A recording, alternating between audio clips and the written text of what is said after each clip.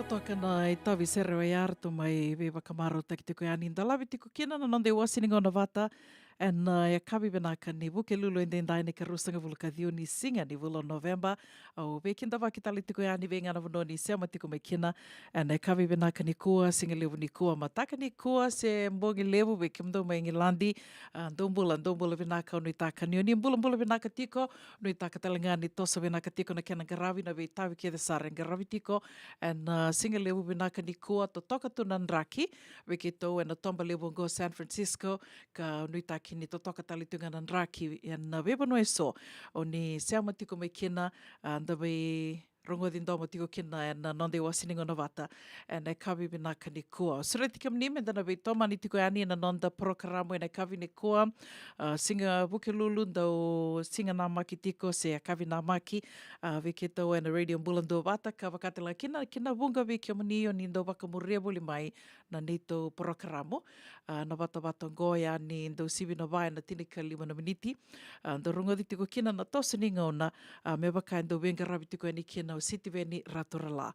Libu sarana i talanoa makawa ka raoni nda sematiki ande ani kina ka raoni na waka imbale kina waka lewo e sona ka kanda senga tuni nda ndau kila ko ia ke tondo we sureti ani kina moni sema mai ke waka ni ndau dalata na we porokaramo i so ndau waka tangitaki ani se rongo tiko ani na nonda wasiningo no vatongo senga na lenga ningai siko vatungai ani na radio mbulando vata YouTube channel ndau limbi tiko kina na we porokaramo ke de sara ndau me rongo tiko ani and nonde wasiningo na sena nonda vata vatongo na radio mbulando vata San Francisco me kauti kenda vata tiko mai sema ni dava ngai nom ni tuba tiko na kavi ni kua au ni taka ni na tiki ni tuba ngori ka lutua talitunga ni tavi e garawi tiko e nei kawi ni kua na vi sere ke de sara na wakatangi taki tiko ani kanda na mai o sea vata tiko e na nonde wasiningo na vatongo me na tosa venaka tukina na vengarawi e nei kawi venaka ni kua. No mani to kaningo una buninda kua sa sivitonga na tolu e na tinika tolu na miniti ke wakau ni senga i sema vau mai ni mbula ni mata venaka mai ke reitunga ke rauni uninge wa sea toka ngai ani na nonda vata vatongo ndua na share ndua na like follow us ka wakatelanga kina na YouTube channel ke rauni uninge ndau subscribe to kina ndua na vivu ke lewoia wakambula tukani vi kiomni ke de sarna turanga na marama na ita.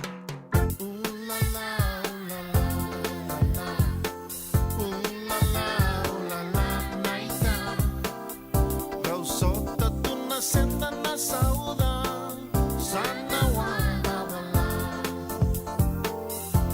La la la la la la. La la la naita. Vendre sungani mulungani kuwa, sana wanda bala.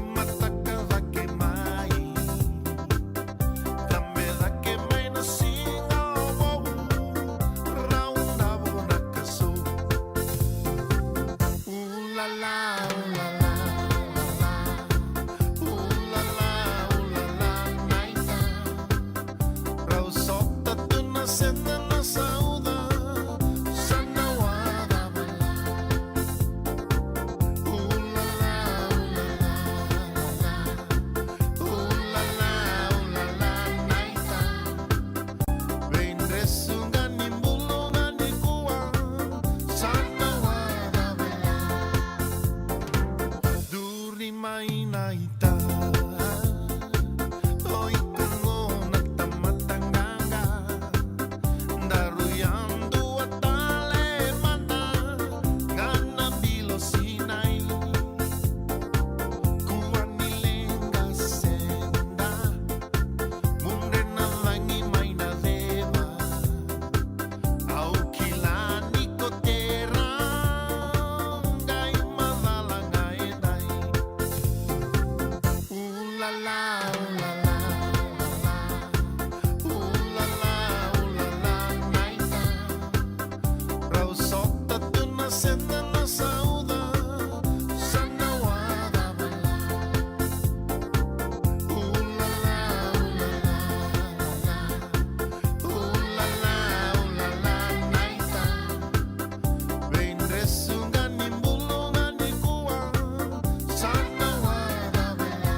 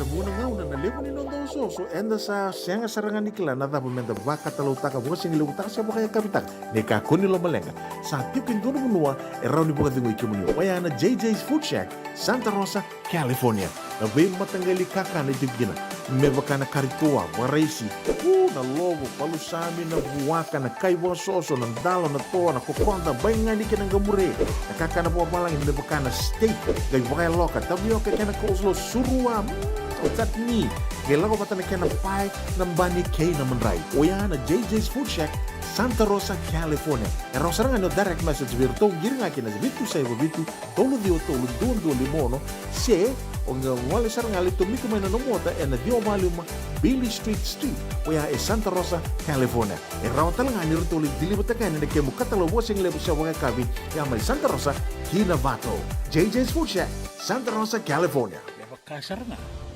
paniray da tokongo na kenay ray dua nga na rukuni buni kau e dua beiran ng tingit taki o Reverend Aminio Balen Rock Tama kamay na nung programo baka madawan na toso ni ngauna. And bengarabi ni City Veni Raturla.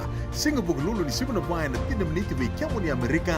Singa lutule ni Simon na tinikantua na tinanamaniti vay kiamo ni Maiviti. And vayto koni ni Divine Group of Companies. Maolimat kay na San Bruno Cavaba. Namaka and a Radio Buladong Bata San Francisco met County Kanda Batamay. Senga dina ni Kara rawan na daka vaka kekiva. Ia endona kainda wipu ke kavaka mamanta taka tuna bengarabi. O ia ke tuna kenda tu kakana. Na ika, na dalo, na bisikete, na rewa bata, na sunbells e tinimbulu makau. We kenda tu na senga tiku nindraiva, se senga ni vaka motoka, kanda u Rendre na tutu beto seki, erto satu vakarau na Divine Pacific Food Mart mai Sacramento, merto talaveani na nung ni boli-boli. Rawa sara, we tartarngayani na taliboni diwan dua ono toluva diwa ono saivarua, merto vakarotaka katalada mai na nung ni boli-boli, ena kenagona totolo tua.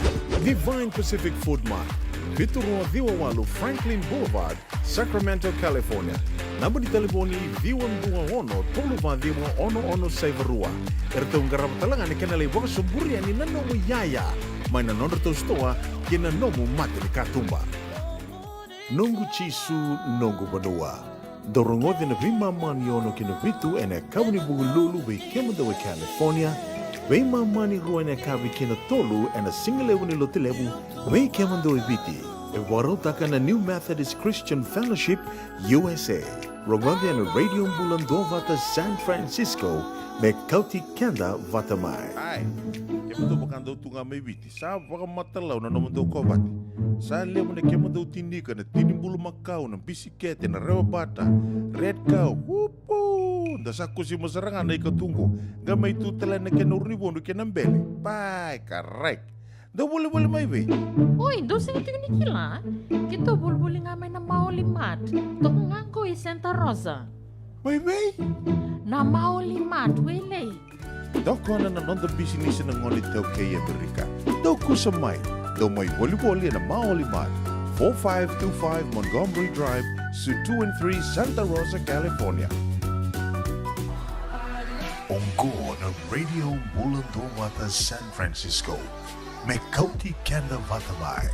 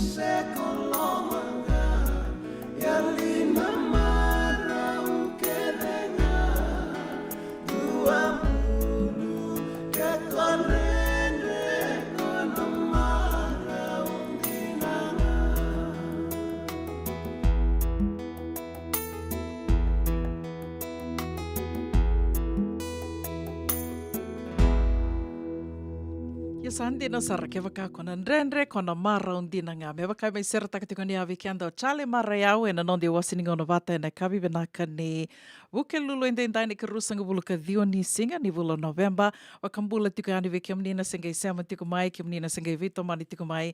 Ke na nonde wasininga ona wata e na kawi ni kua waka nuni benaka tiko kauni taka. Ni uni mbula mbula benaka tiko. Ndau tugu ni tu ke waka mindana mata nrenre tiko se mani wakadhawa tu na bimbi ni dhola e dhola tu mai o koe kan rosota ni nge matan renre ani e duana mbula levu e wakanga na talu wabua na i dhola dhola tu mai o ia ninda sota e na matan renre da ve wakambula takitiko dua matangana kanta waka vina ka takatiko ni soli tiko indua tale na singa soli tiko na i dhengu ni mbula soli wali tu ka rao ninda mai verunga dindoma tiko kina rao ninda mai sema tiko kina e na nonda wata ngoa na dua tale na nonde wasininga ona wata. Ka usureti ke manini, se ama tika ngā mai, sibina vai na tini ka 5 na miniti, and na rongo da tiko kina na nonde wasininga ona nā mākina vi wuke lulu. Domai waka i tawi tiko kina, venga rawi tiko ani kina siti ve ni ratura la, and i tala noa ni tosu ni ngauna, na vi tala noa kede sara in domai. Mbula ngodi kanda tiko ani kina, rau ni ukai ni senga tali ndona vanua, e rawa ni unina la ki rongo da kina. And a radio mbula ndua vata ndua ngā, tosu ni ngauna, ndarungo di ana bea kawi ni wuke lulu ni sibina va, and a tini ka 5 na miniti. Ni kua, goi weke tau i California, weke mani nanda wondo stima ni vanua, na bat, na train, weke mani nanda wakainga taka tiko na tikite, ni kua saranga sa oti tiko ni singa, mea na wakainga taki tiko kina na tikite, weke mani nanda lako ani ni lei boli na tikite, sembera tiko mbeka, ni wakainga taka na clipper card, ni kua sa oti tiko ni singa, and wakatarai kina mo ni na wondo e na bata se na stima ni vanua dawangao ni na wondo tiko kina lewa tiko na kena matangali do na madhao ya do na vula ya kito ali wondo tiko waka matapu wali kito sarasara tiko ka ni waka sarasara te kita litunga ni kina na ni to mai wondo bati wole katok ngai ke wole katok ngai na kele ni wanga buka lewu i San Francisco kito wondo bat kina na stima ni vanua ya dana na bati tiko na bat tiko na Muni, tiko talenga na Caltrain, e witha tiko na kia na matangali, ia ndui tiko na vanua e radhithi kina, ndui tiko na kia na matangali, me wakau tiko ni tiko ia ndu wakainga taki tiko na clipper card, so e saraboli tiko na clipper card, ndu mātou wira na wakainga taka na card o ia, so e ser boli, mātou ngā wira me rangeli lak ngai ani, rangeli boli ana kia na tikite, wakainga na tikite ni mbasi mbeako ni sa rere, wakela tiko mai witi, ia ni kua sa oti tiko kina ni singa, ka te kabuni kua lako yani, te kabuni mataka lako yani, e sana raunga ni ni na wondo bat, sen Caltrain, ke wakau ni wakainga taka na clipper card, sen na debit card, sa rau ni iliu, o waka sama taka tika ndona ngonea, e sembera kina ni rawa ni ko wakainga taka na mo debit card, di ko na lako mo na le wakatawana tali na no mo clipper card, o waka sama taka tongor to talanga mai viti indo sana wakainga taka tali tinga na card e na ngorongo ia ndona ngonea senga tikina ni se rawa ni wakainga taka na debit card menda wakainga taka me nonda i wondo e na nonda vi wondo aki tiko na bat na Caltrain, ia go e sa rawa ni ko wakainga taka ngana no mo debit card, kene mbale asenga ni o ngandreba mo li volia ndona no mo clipper card mo ngai do mo ngai load taka se o wakatawana na no mo clipper card ili ndo volia na clipper card o te asangi o le wakatawana using your debit card me rawa ni ko ngai wondo kina yungo rawa sa rawa ni ko wakainga taka ngana mo clipper card se na debit card sa senga ni rawa ni ko wakainga taka na risiti ko le volia ngani na misi ni rando tu e na vanua ni na vanua menda wondo kina na Caltrain sen light rail talenga na bat, wat kina bat.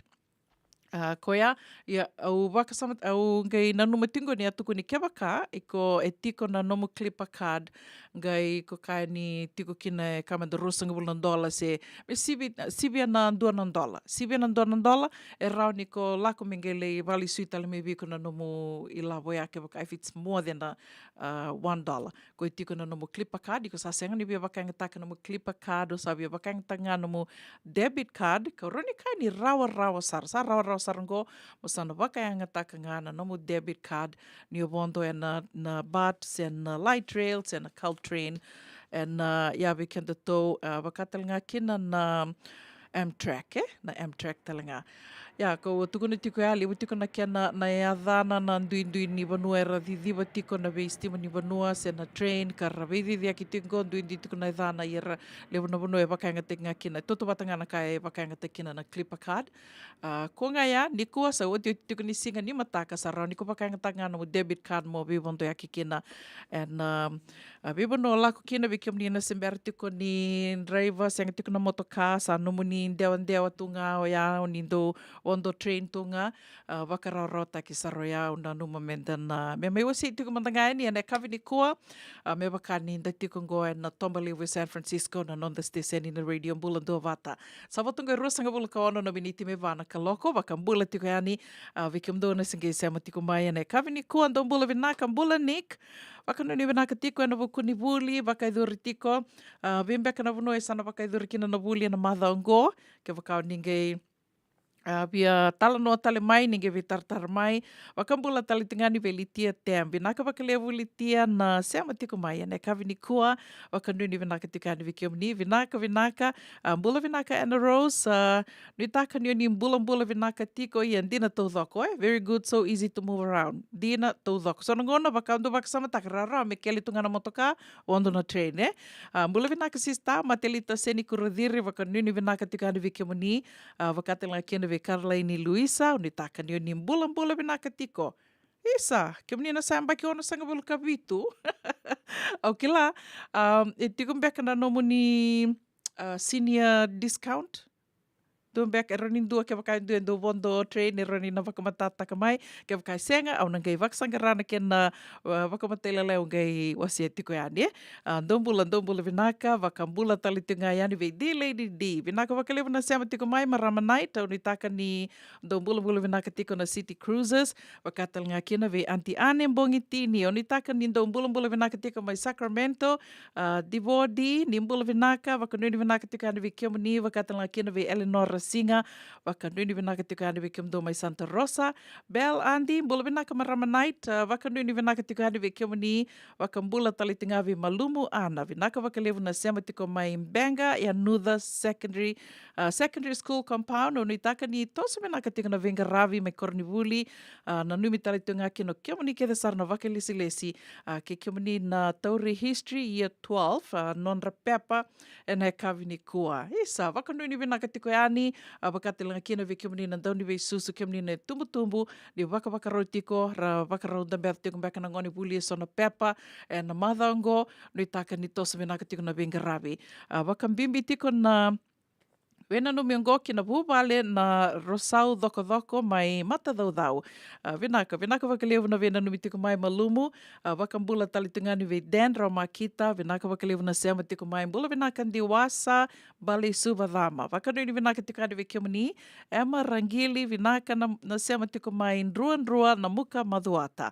Wakatelanga kina ve Sereana li mbula vinaka sister li. Wakanuni vinaka tiko ani ve kiamuni na singalevu ni kua. Ni onro mbula vinaka tiko. Wakatelanga kina ve sista ini se ngera tambua wakanuni vinaka tiko ani ve kimdo mai Sacramento kimdo kethe na leo ni songolotu na faith okela mai Sacramento Dombula vinaka. Wakanuni vinaka tali tengavi emosi na sivi. Vinaka na sema tiko mai. Mbula vinaka marama na ita. Sherry Vandinga. Nitaka niyo ni mbula vinaka tiko. Waka mbula tali tengavi kimdo mai Seattle. Kimdo na matapu vale ni ana na yasa toka ilangi. Ni mbula vinaka na ita. Waka mbula tali tengayani vi turanga na ita mai Newark. Lasarusa toka ilangi. Au nitaka niyo ni mbula vinaka tiko na nongo favorite na ita, wakambula tali tenga ve peni rakondiva, mbula vinaka toranga ni ovisa wakadhengu, wakanuni vinaka tikani ve kiamuni, na kavini kua, sanga ningula da vikina chochi sili, vinaka na sema tiko mai Maui.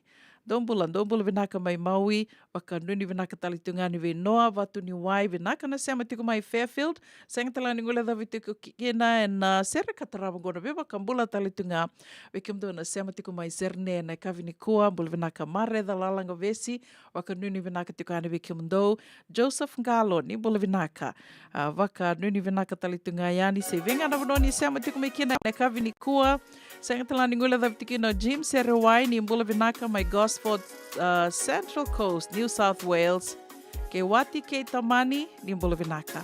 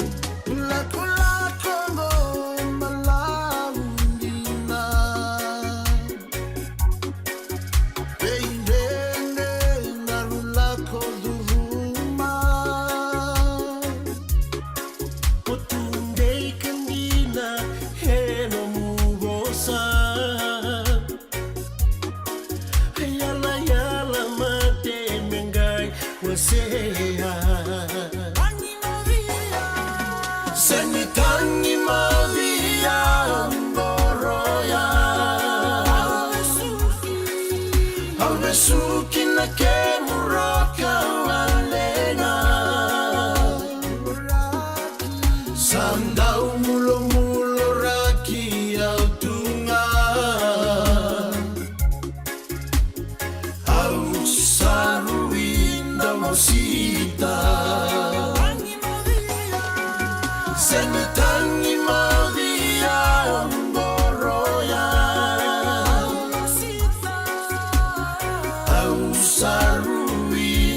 mamosita Senitangi Maldia Moroya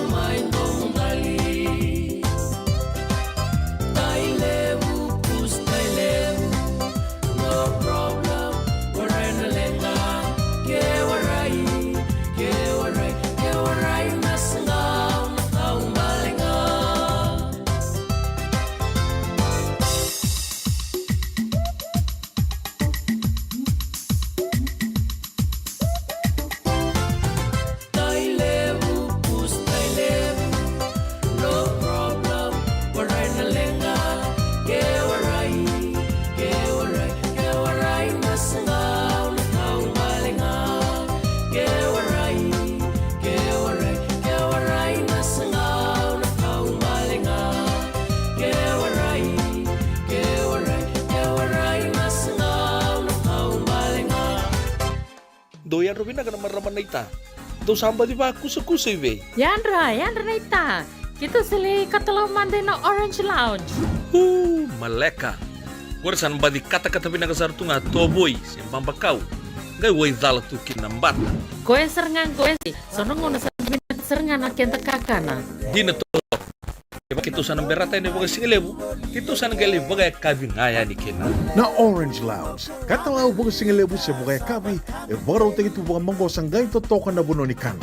May namenda to with ni kanay baga singelebu siya baga kabi, may baka na baga sakera, na sui, ikatabu teke, roro baga lolo, kay na vida tale.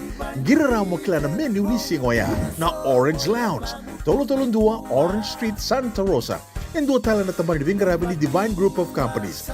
Dola man na wala kaloka na mataka, kina wala kaloka anang bongi moniti kina sikita.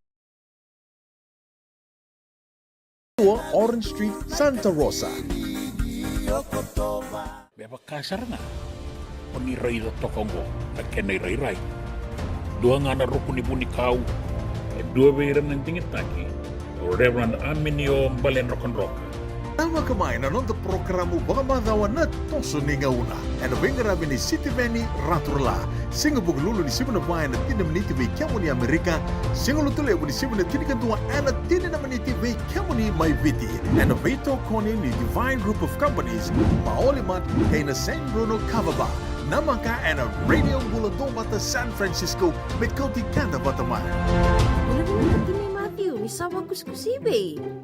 Isa, ni pula binaka. O se vivi mandongo kina maulimat. Ele taka kina endona nito bakataka kanalilay. Yo le uku taka bakatotolo. Ni bernir to yave ani nabulangi. Oi, o dia bakasanga. Erto bakasanga telanga orato. Sarara saranga. Go enta so mga nakakana. Ese minta so manakena bakanya takina olo. Oi, okay. Binaksaraman da kilatiko. Maulimat, Valley Marua Montgomery Drive, Suite 2 and 3, Santa Rosa, California. Waiter tarasarani kinanaba ni telefoni 125 saiba vitu tolu 5 vitu. Ena kena itugutugu matalai. Rembeka nang wala ni kibalilo tena buku ni oso-oso pakadadaka. Sen rakin-rakitan beka na itos-tos nimbula. Kuha ni lenga sinui gawa-gawa. Nana maki-mai kina programo warotaki. Mai vera tau na New Methodist Christian Fellowship USA. Nongu chisu, nongu banua. Rua vina vima manione na kabini buku lulu bei kemando e California. Vima mani dua na singilewu ni lotu lewu bei kemando e viti. And a radio bulando wata San Francisco. Me kauti kanda wata mai. JJ's Food Shack. E tiku kedi kina na kakana boka biti me bakana kokonda. Lobo benga ni ngai kani do itu na bundi nan dalos e tabioka. Na kakana boka malangi me bakana steak baka eloka kena coleslaw. Wee! Na karitoa sa wadha badina na kani kana. Kaya tiku talanga na nono specials and na lomo ni mga dawa. Daw tamba na Facebook. Na doi ni tiwa ya na bani manray pai kaya na bugatale. Go na JJ's Food Shack. View Valley mo Billy Jean Street, Santa Rosa, California. Karo talagang rato dili mo yang may Santa Rosa, may yato sarani kinavato. Giritirto sana kinavitu sa ibabitu tolo dio tolo dundu al limono. JJ's Food Shack, Santa Rosa, California.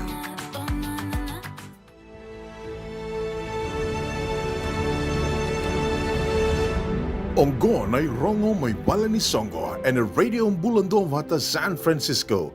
Me kauti kanda vata mai. Ia nei rongo mai wal ni Songo e nei kawi binaka ni wuke lulu e ndendai ne karusanga vulu ka diu ni singa ni vula November ruti ngana i tukutuku e adharating mai weekenda e nei kawi ni kua matei ni tukutuku ndua ngana visuriti raramba go wikemu ni na tomba lewungo San Francisco na Bay Area wakatanga kena East Bay wikem do talanga mai Santa Rosa Sacramento ke wakando na wawu ki sombutu mai e nei kawi ni wakaroa i sarangaongo wakaidhuritiko na Christmas party erto maru takitiko na Christmas party and tambana wakawiti ni songo-songo lotu na LDS. Tambana wakawiti ni songo-songo lotu na LDS na wakaidhuritiko na Rua wa Lima Ludman Lane Millbrae. Rua wa Lima Ludman Lane Millbrae nangay beauty ko yani na kia na tikindua na nonda bata-bata tiko butiko na songo na 5 na kaloko ni ngole mai visretira rambatu ni ngole mai ni mai wakai kawi anda mai sota anda mai wikilai o yana tiko butiko na 5 na kaloko 5 kia na tini na kaloko e nambongi ni wakarawai sarangaongo na ikarua ni singa ni vulo Disemba. Tukutuk ngā katarawa, visuriti raramba talitunga ki na Losa USA Winter Ball. Losa USA Winter Ball, e na wakaidhuritiko e na ikarusanga vulka tolu ni singa ni vulo Disemba. Karusanga vulka tolu ni singa ni vulo Disemba, o wakambota na wakaidhuritiko mai Sacramento, na kia na tukutuku matailalai, ningai sema tiko ngā mai ki na Radio Bulandua Bata. Kia wakaitiko na namundu i tuba-tuba, na songo dhaban beka, se na soli, se na sasanga dhaban do sasanga tiko kina na namundo i songo-songo ndo wako mai. Goendo nango ni sala roni na vivu ki tu kina na Radio Bulandua Bata mena mai kadhiwa ki wali tiko yani na namundo i tukutuku ni songo. Sen sasanga dhavangado, sasanga tiko kina. Wako ngā mai ki na Messenger, Radio Bulandua Bata, se unaburinda kua, rau talanganyo ni wako mai we tale mata kimbao.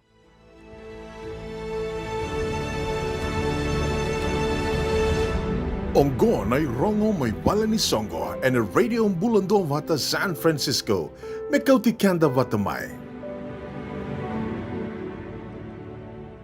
Sa mai watonga e ono na miniti me vana ka loko, nana maki tunga mai ni sivina vai na tini ka 5 na miniti nda na rongo da tiko kina na tosa ni ngau nai na venga ravi nei siti veni raturala. So mai tunga ni na taro ni, na wakatataro ni Luisa, ni waso te au Karleini, na wakatataro ni Karleini Luisa, mbula benaka maramanita, memba leta tiko ngā na maramatau, ni waso te au, sa levuna neita, levuna tau waso te au, na nomoni taronga, memba leta na sauni nomoni clipper card se na vondo, and na bat se na Caltrain, se na bat na Caltrain, se na light rail, tiko talanga na Amtrak, wakatalanga kina na Amtrak, nomoni vondo, na mbaki ono sangavulu ka vitu, ataronga tiko mai o maramatau, na itukutuk ngai au reda rawa, ni, and kemni, and sau leilei sara, ono sangavulu ka rua na pasende, ono sangavulu ka rua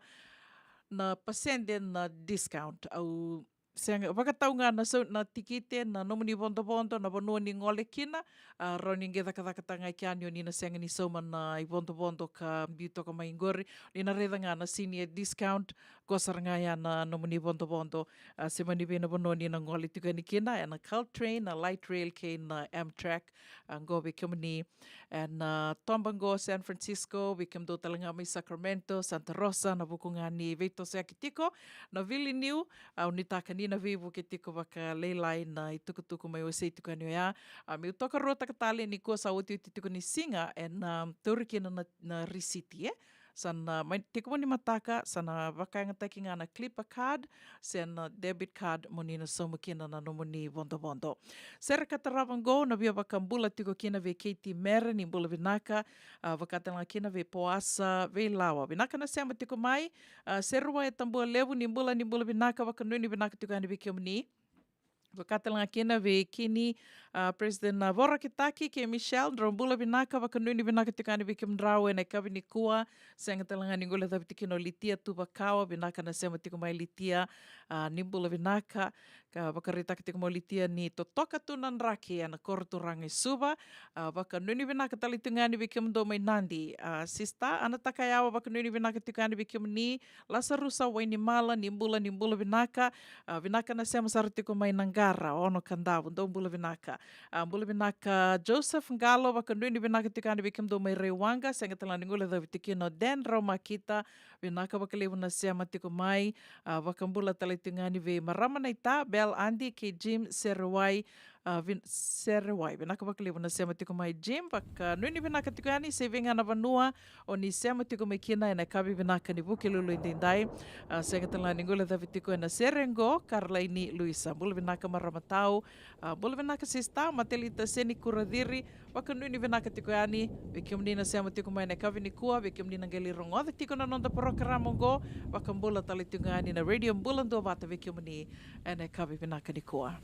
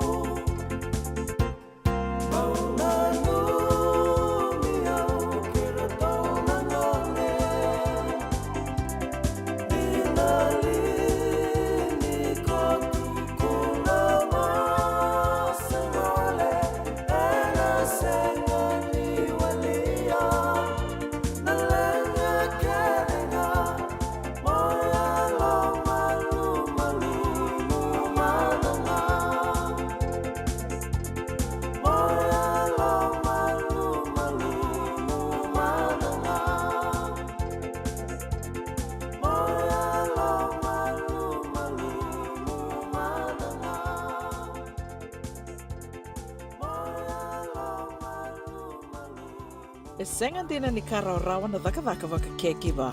Ia endona kainda wipu ke ka waka mamanta taka tuna bengaravi. O ia ke tuna kenda to kakana.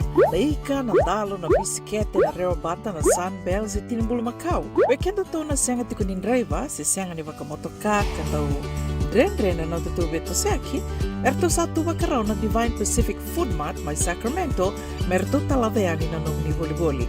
Rawa sara, we tartarangayani na taliboni diwa dua ono toluwa diwa ono saivarua, merto wakarotaka katalada mai na nungni boli-boli, ena kena ngona to tortua. Divine Pacific Food Mart, Vitorua Diwawalu Franklin Boulevard, Sacramento, California. Namba di telefoni 221 ono saivarua. Erto ngarap talangan ni kanalay waka sumburi ni nanomu yaya. May nanonro to stoa kina nomu mati ni katumba. Nongu chisu nongu badua. Dorongo de na vima maniono kina vitu ene kabuni bugululu we kemadawe California.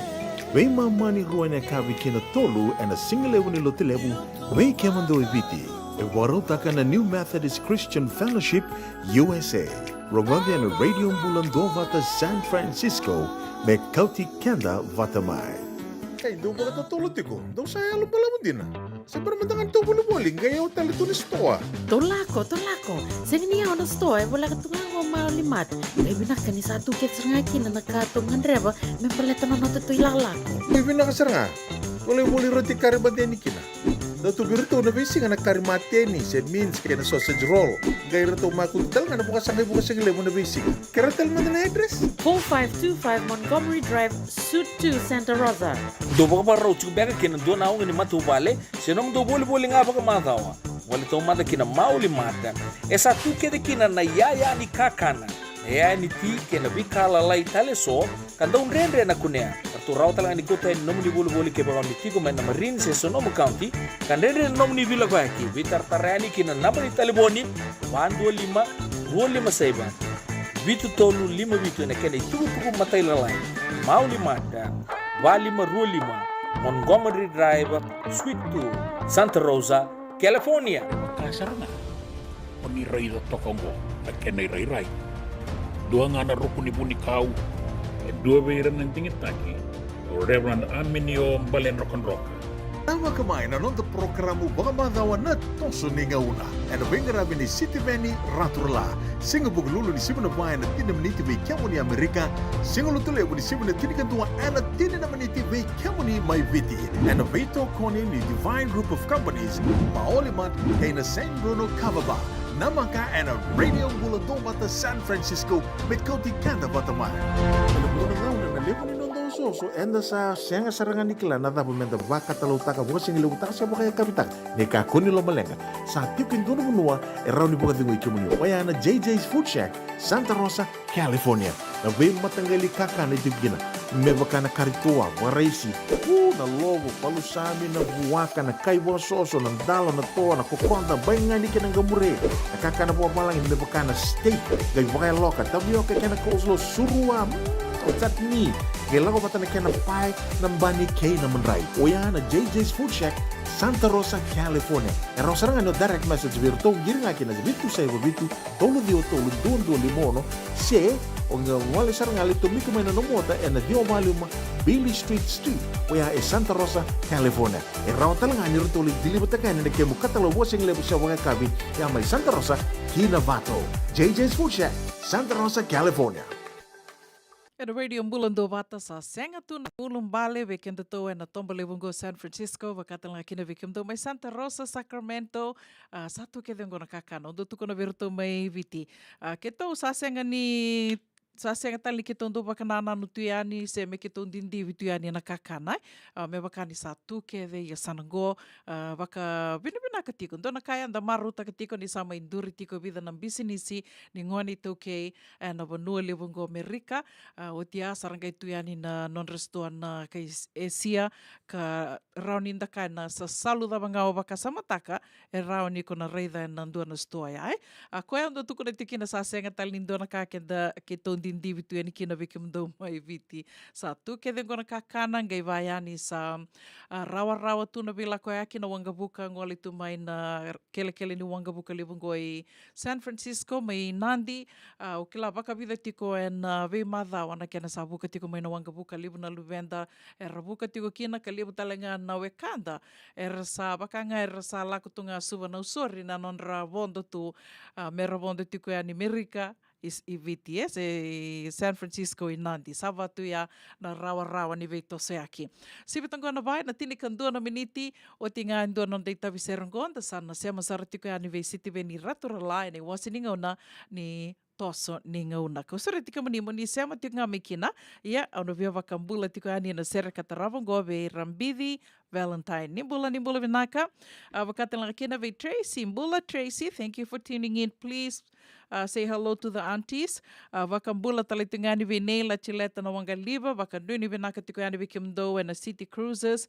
Senga talangani yung doong wila davi tiko kina na marama na ita. Mbula vinaka na ita. Lela lubu. Vakambula talitungani vi sista. Serua ni mataywalu. Nimbula vinaka sista. Vakanduni vinaka tiko yani vikimdo may ma Utah, wakambula talitingani vi Mac soki lau binaka wakalewu na sema tiko mai mai East Southland New Zealand ndo mbula binaka wakanuni binaka tiana vi kemni kede sara na ngone ni viti ni sala ki waka tiko ngori mai East Southland Invercargill New Zealand. Waka nui ni binaka ni uni mbula binaka tiko ka tosa binaka tiko na venga ravi na singilivu ni kua waka mbula talitingani vi kemdo mai na Maui Island mai sabu mbula binaka waisea Bushanti marama kai Balts Rose waka nui ni binaka tikani vi kemni na kavi ni kua senga talani ngole dhavi tikino tumburu mbula binaka waka mbula talitingani vi Katie Merrick e poasa vi lawa waka talanga kina vi serua ya tambua levu ndo mbula binaka.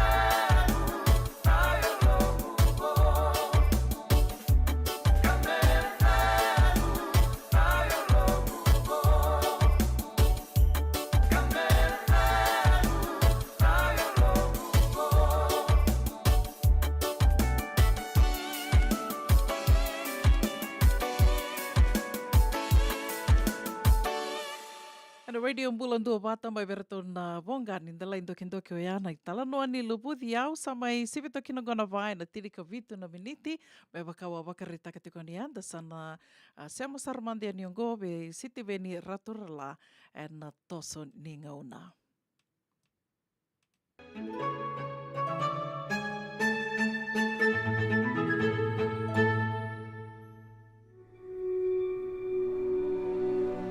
Nai matai ni wasi-wasi ni railesu, membali tira nai karua ni tuilau, kai sebu ni talai ni kobana, ai sebu talengani vungana kai viti, Ratu Sir Josefa Lalambalabu Wanaya Liali Sukuna,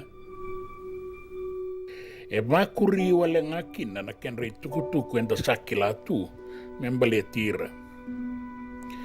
Enda na tomana indai ena wakasama batangao ya ni rui lebu na kenrei tukutuku kan renre menda raile suba taudoko. Au nanoma ni rawa menda naga iwaga muria ngaba kai kenda. Ena sala ni tukutuku sabaga yang atagitu indai se menda wilika na kenrei bola kena kenrei tukutuku ena vale ni yau maroroi ena nonda banua the Fiji Museum. Awatarongi ena lomani mada sawati me oba madala takatale mandani na nonra ubewe kani na turanga na talai sambale ke na turanga na bongonra na ikatolu ni tuilau sauni bono lau na tuina yau sambale Ratu Sir kamise semara e asenga ningai mai tikibunga vi rauna turanga mbale ruongo na bewe kani ke na bele ledhi ninra wa turanga mai mbau ke na vuvale baga vuani rewa mai tumbou mai lau ia au te sau maramanda na taro au nangai sematai muri na bewe kani Ratu Choni manrai wiwi na turanga na itumbutumbu i Ratu Sukuna e rawa bagawati ke andilitia na maopa. Na non raulu matua na turanga na tuina yau e na ngauno ya, o Ratu Ali Fereti ulu kalala finau. Sanga imbasi katale endo na itamba beli utaki baga banoa e na itutu baga tuina yau ve Ratu Tevita ulu ila kemba na ikarua. Karau laki beibungo nikina. Ke nangone turanga na talai sambale. O Ratu Sakami Sese, e luvenra o Ratu Tevita ului la kemba, ke Lucia nangoli koro, mai veroto na vuvale na fonolahi, e na evusa tonga, mai sawana wa nuambalabu. E na ituwa ni kawaga turanga ongo, e rau bebungo niki na Ratu Sakami Sese, ke Ratu Salala. Au na noma ni sasau minataro e wango le mai vea ue na madol sawati. Ia ongo na kena ikuri. O Ratu Choni manrai wiwi, na tamara na turanga na talai sambale, e mbasika mai ve Ratu Kapai Wai Mara, mai mbau. Ratu Kapai Wai, e mbasika mai ve Ratu Wimbureta, ke andi mere ve sada. Ia o Ratu Wimbureta, ai kaono ve rato na luwe ratumbano ve balei babalangi na ikatolu ni vuni valu maimbau ka veli utaki e na tini ka vitu sangavulu ki na tini ka walu saiva tolu. O ratumbano ve balei babalangi na ikatolu ni vuni valu maimbau e rawa bagawati ki andi ufia mai tumbou la kemba. A kena mbale ni sawa titoka endua na ngau na balabu ni vese matitiko nan rabo ka turanga ni onua e rua na vuni walu maimbau ke na vua ni rewa mai tumbou mai la kemba na atulau. O Ratu Salala e makumbu i ratumbanuve na ikatulu ni vuni walu maimbau. Iyo e na isema ni bewe kanya e rawa talengani ando nuira na itutu baga vuni walu maimbau. E anda udabu di taleboli nga veira na itutu baga tuiviti. E na non rangauna ni velutaki. Endi na nga ni asenga ni baga tikuri baga banoa maimbau e nandua na itutu baga banoa. Ia, e ranga ele kimbuli me rai karua ni tuilau. E na tini kadhiwa tolu sanga vulu kawalu. Ai sebu ni tuilau e nele maafu na rabobo mai tonga matanisinga. Nei karua o ratu salala me adhoba na non rambale e na tini kadhiwa 5 sanga vulu kawalu. Kanga i katolo ni tuilau o rato sa kami se semara me adhoba talengana non rambale e na mbaki ruana undolu kawa.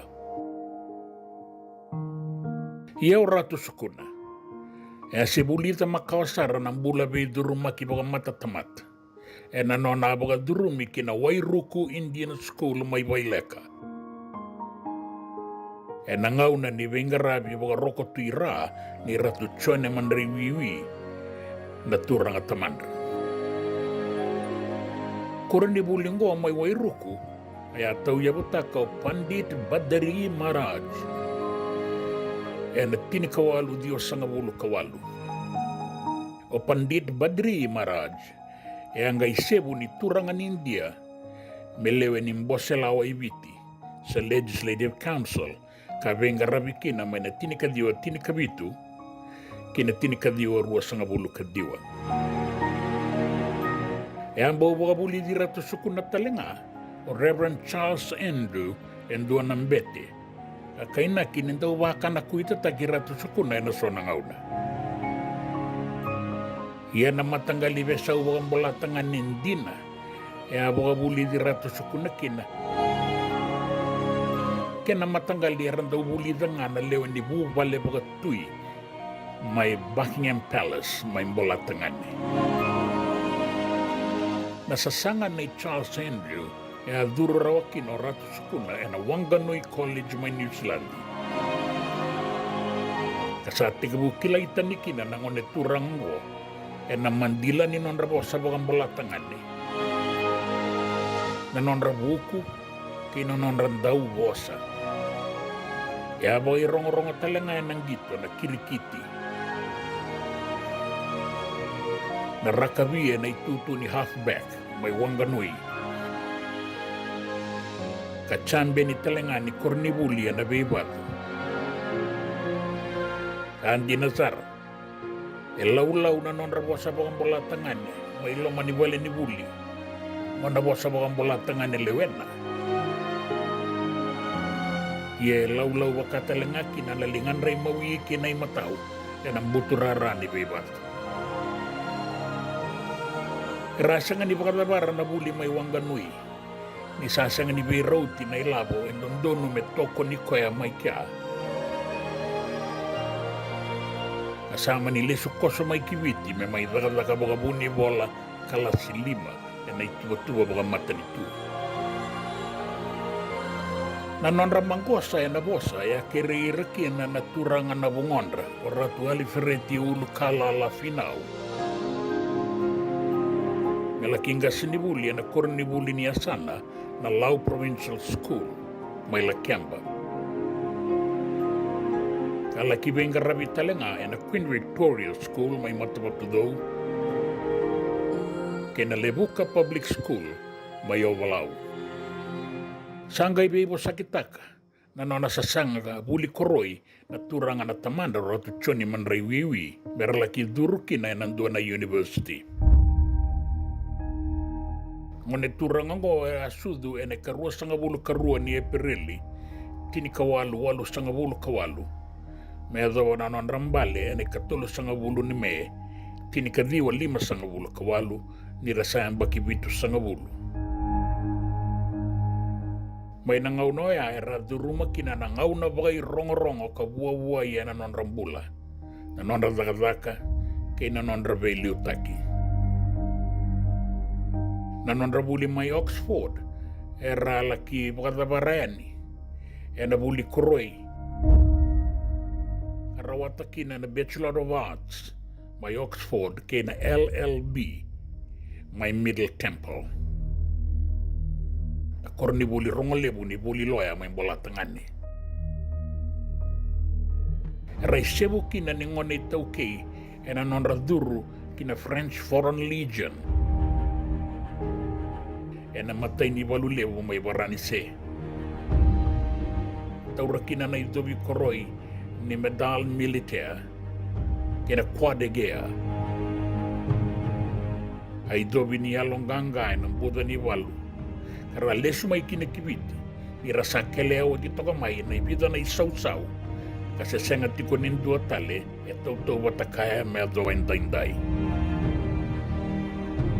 Sabolai na kenri tukutuku kabagan daw takiani na be korni wuli torodaki. Kasaba ka lesu itale mai na nonda panua na embakingo na singa eran daw wana numiki na ibiti na be embaki. Eraba ka wati ki andi marai e wasawai. Kaoti, eranga iba ka mautaki mada liku tambua, di boto ka ngaya walu na bula merambale. Era karibi, merataura na koro ini CBE, na tini kadiwa tolo sanga bulu kadiwa, kena KBE, na tini kadiwa wasanga bulu ka ono. Gona koro ini knighthood, be kadibi kina, na yada rongo, tokai, na sir. E taura wagarua na koro yongo. E kena isebu talenga ebiti me taura na idobi kena koro ini KCMG, Knight Commander of St. Michael and St. George. E radan be kina wagarua ki Buckingham Palace, be rataura kina na egi karua ni nonra koro ina knighthood, e na tinika dio 5 sangabulu katolu. Raisebu ni speaker ni mbosela na legislative council na tinika diwa 5 sangabulu kaba. Erato ya katalenga na isebu ni songo-songo mga politiki ni Tokay, the Fijian Association. E songo-songo e anga e may sema kina Alliance Party kabukatan berivitiani kina tuwa baka ikwea e na matay ni tinikabitu na embaki ni tungalala. Sa bakadang beribiti kay kenda na kaway Tokay na buli, e na yalonganga, e na buku kay na beliutaki. Sanga iba raw taki iratala nga sona nonda turang ambale, kinaitutu ni beliutaki, membaletti biti tungalala, hindi na nga ni rasa sanganin dono ya. Erambau tirtumberi na bukunra, oratu Sir George kandabu lebu da kumbau, naturang arbuni balut sambale. Naturangan na itaw kina isongolada, ratu Sir Edward tungi tu ibon nuabo da kumbau. Naturangan na tu idakau, ratu Sir Penaya kana tambatu nganilau. Kena isebunin on the Prime Minister, ratu sa kami sa Samara. Iongo rikoviti na rukui ratu salala na tuilau na talai kay sebu ni bunga na bengrabe en dola bibiti ani kina ke burabura en amada wa katumai en dana raile subakina na non rambula na isebu ni Prime Minister na isebu ni Presidendi na turanga na tuina yau na sauni bono lau na tuilau o ratu sa kami se kapai wai tui madilai mara. Me adoba na ngauna wea ni Samoa.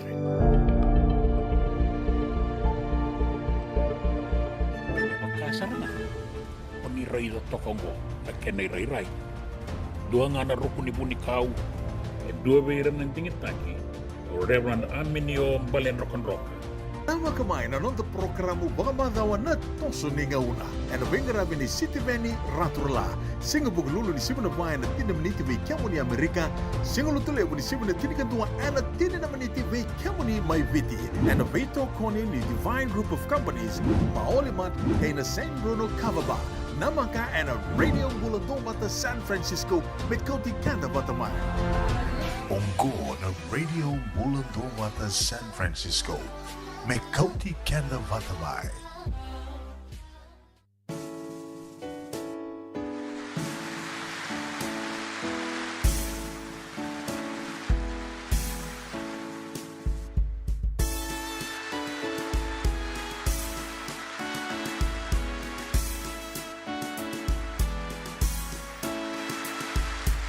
Au na bala taka na ya vai viti na no gubanua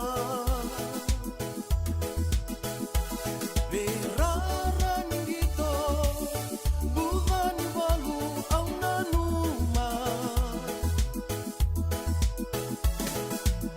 Niwa susuni katumberi kina Kena vei singa Na baby gominga kilai kina Ya sai gura gura Na no gubanua Na no gubanua Na i bota bota Solita umanda Mai liu sara Na kena sasalu Nakamuata saudina Na bendelana roka Na beimuda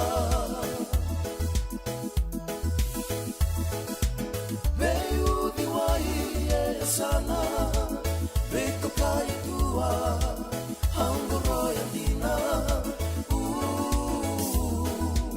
Nano gubanua Era mai peleva Na veio dela Dau sarabanua Ni sai bure bure Ni au bula Era diva Vei ni una nuku bula bula Na busoni mua Romu ni singa e malolo Ni randau sarapa E randau musita Nano gubanua Au na maroya Na kena i tobo E kila ikina Lola manandina Veika wataki e bensinga Isa viti nongu viti Mokalongata Yava musaroro mayawa Kive ibanua E bura bura Nano gubanua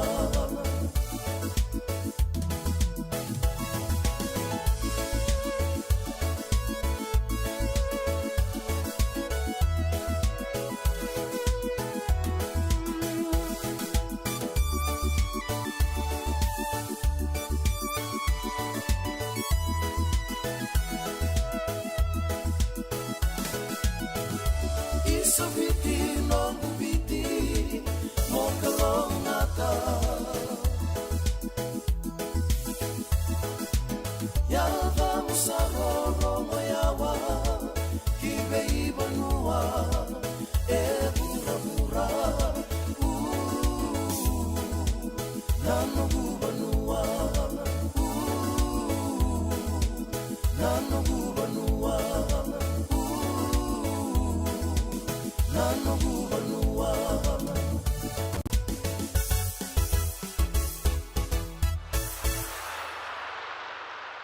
Toka nai tavi se roa ama verton na Breeze Tukana Brothers, sera taki teko na viti na nongo vanua.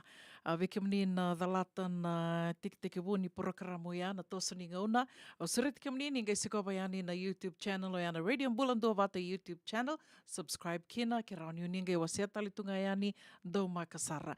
Nai tala noa ke dhe dau mai rongo di tiko na Radio Mbulando Vata wakamimi tiko na tosani ngauna. Na venga ravi nei sitiweni raturala do rongo di tiko na bekabi ni buke lulendo mbiuke di tiko yani na Radio Mbulando Vata YouTube channel. Ke ro vital no tiko ke Mrs. Naitini tek wuni mathango ang ito kuno kwa yo sando rau tunga vio no bakarorongo nga YouTube.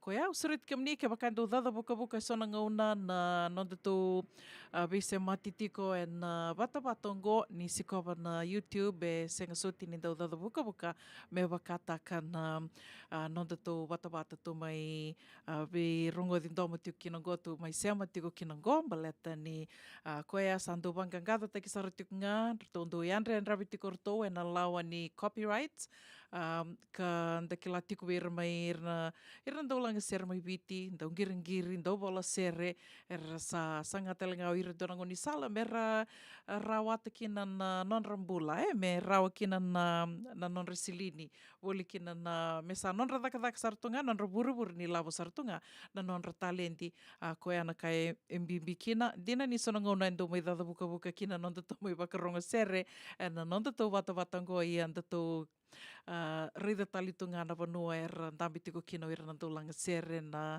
do bola sere na nonra talenti ka ndondonu talenga merna wakainga taka merra ni na nonra wuri ni labu tiko rau tiko kina nambula ni matavu vale weekend to rauni ninge ndorongo da talitu ngana radio na nonda to programo na veisinga na nonda to YouTube channel ninge sikova yani subscribe ninge wasia talito ngayani sabotunga ruasanga bulu karua na miniti me 5 na kaloko ni sema tunga mai sivina ono na vema mani ono kina vitu na kaloko na kavini kua me wakana kene wakarau na ve kavini buke lulu ndorongo di tiko kina na iwaseninga ona kartu vito koni tiko kina sertu wakarau takatalitunga mai na New Methodist USA ninge sema tiko me kina ina ngona mantanga ngona ve wakambula tiko yani kina ve kemdo na sema tiko mai ni bula vinaka wakanui ni vinaka na vanua nduinduia ni tiko kina na ve tawe so enga ravi tiko na kavini kua wakambula tiko yani ve sistai ni se ngera tambua ndo mbula vinaka wakanui ni vinaka tiko yani ve kemdo mai Santa Rosa, Sacramento, wakatelanga kina ve Luisa Kumbuambola ni mbula vinaka lu wakanui ni vinaka tali tiko yani ve kemdo wakatelanga kina ve Randini tonga mbaka levo mbula vinaka na itao ni takanio ni mbula vinaka tiko wakatelanga kina ve Waisa Dhalata wakanuni vinaka tiko yani ve kimundo mai Valeo ni ndo mbula vinaka tiko wakatelanga kina ve Sekove Rokombo vinaka na sema tiko mai Rambidi Valentine ni mbula vinaka Bula Tracy Bula Neila Chileta na Wangaliva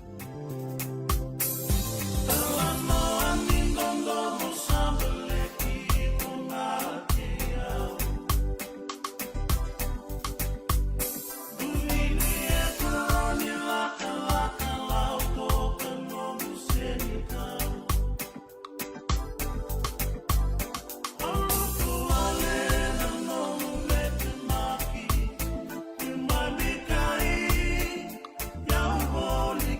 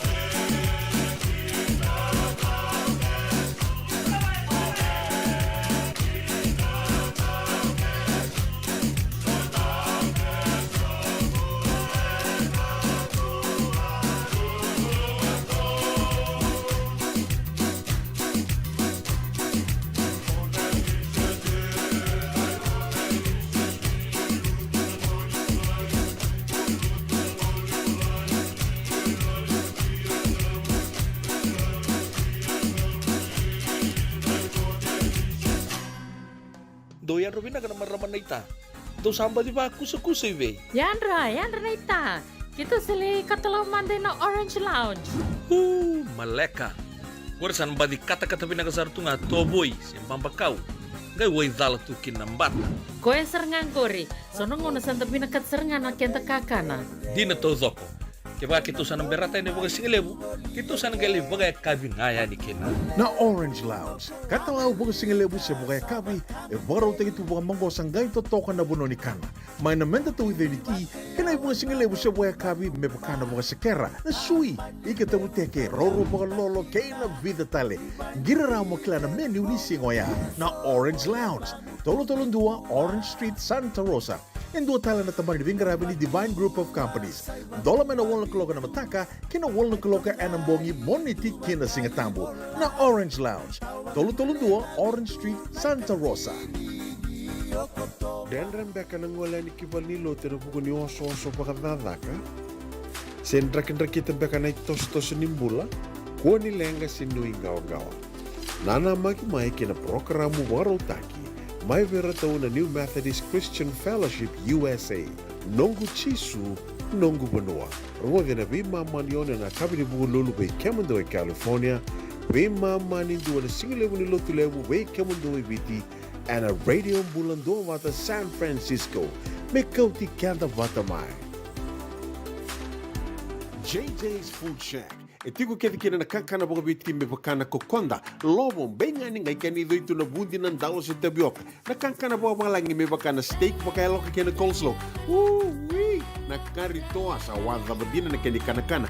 Kay tigo talanga na nono specials and a lomo ni mga dawa. Daw tamba and a Facebook. Na doy ni tiwa yan. Bani mandray pai kay na bugatale.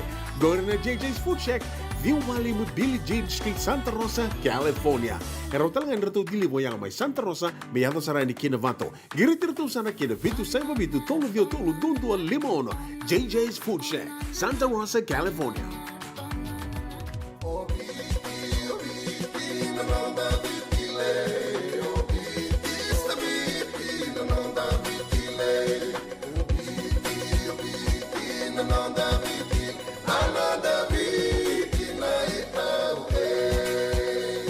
Na nonda biti ke ngasini buli paulange reki ruwadi ena lima na kaloko ena kabini lotule ve kemundo e Amerika tini karuna kaloko ena singalebu ni baka romboka ve kemundo mai viti ena radio mbula tua wata San Francisco me kauti kenda wata Kemundo bakando tunga mai viti sa baka matalau na nomondo kobati sa lemu ne kemundo tindika na tinimbulu makau na bisikete na rewa bata red cow da saku si masarangan na ikatungo gamay tutala na kenurni bondo kenambele pai karek da boleh mai be Oi, doon sa ito ni kila.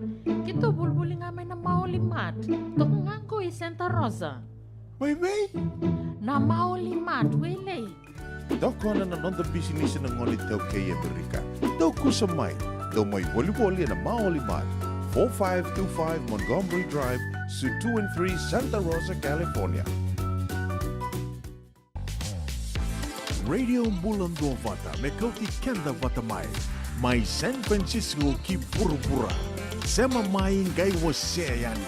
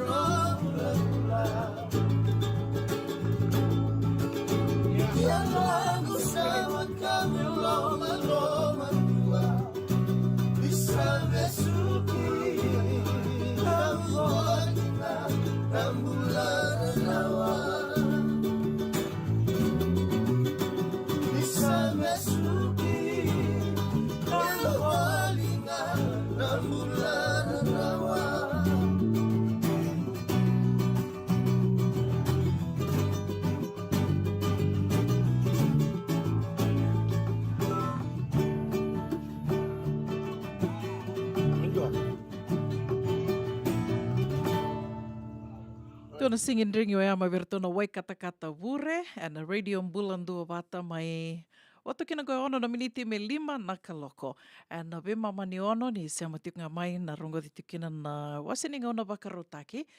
Karto veto koni irto wakarotaka talenga mai na sunga lotu na New Methodist USA. O ea mena ve mama ni ono kina vitu na kaloko. Kila na dhakadhakanda sa mai wakaitawitaki kianda tukina na venga ravi tu ver nei tambangase. Levo ve kianda to sa senga na ngona me to lakadi lotu.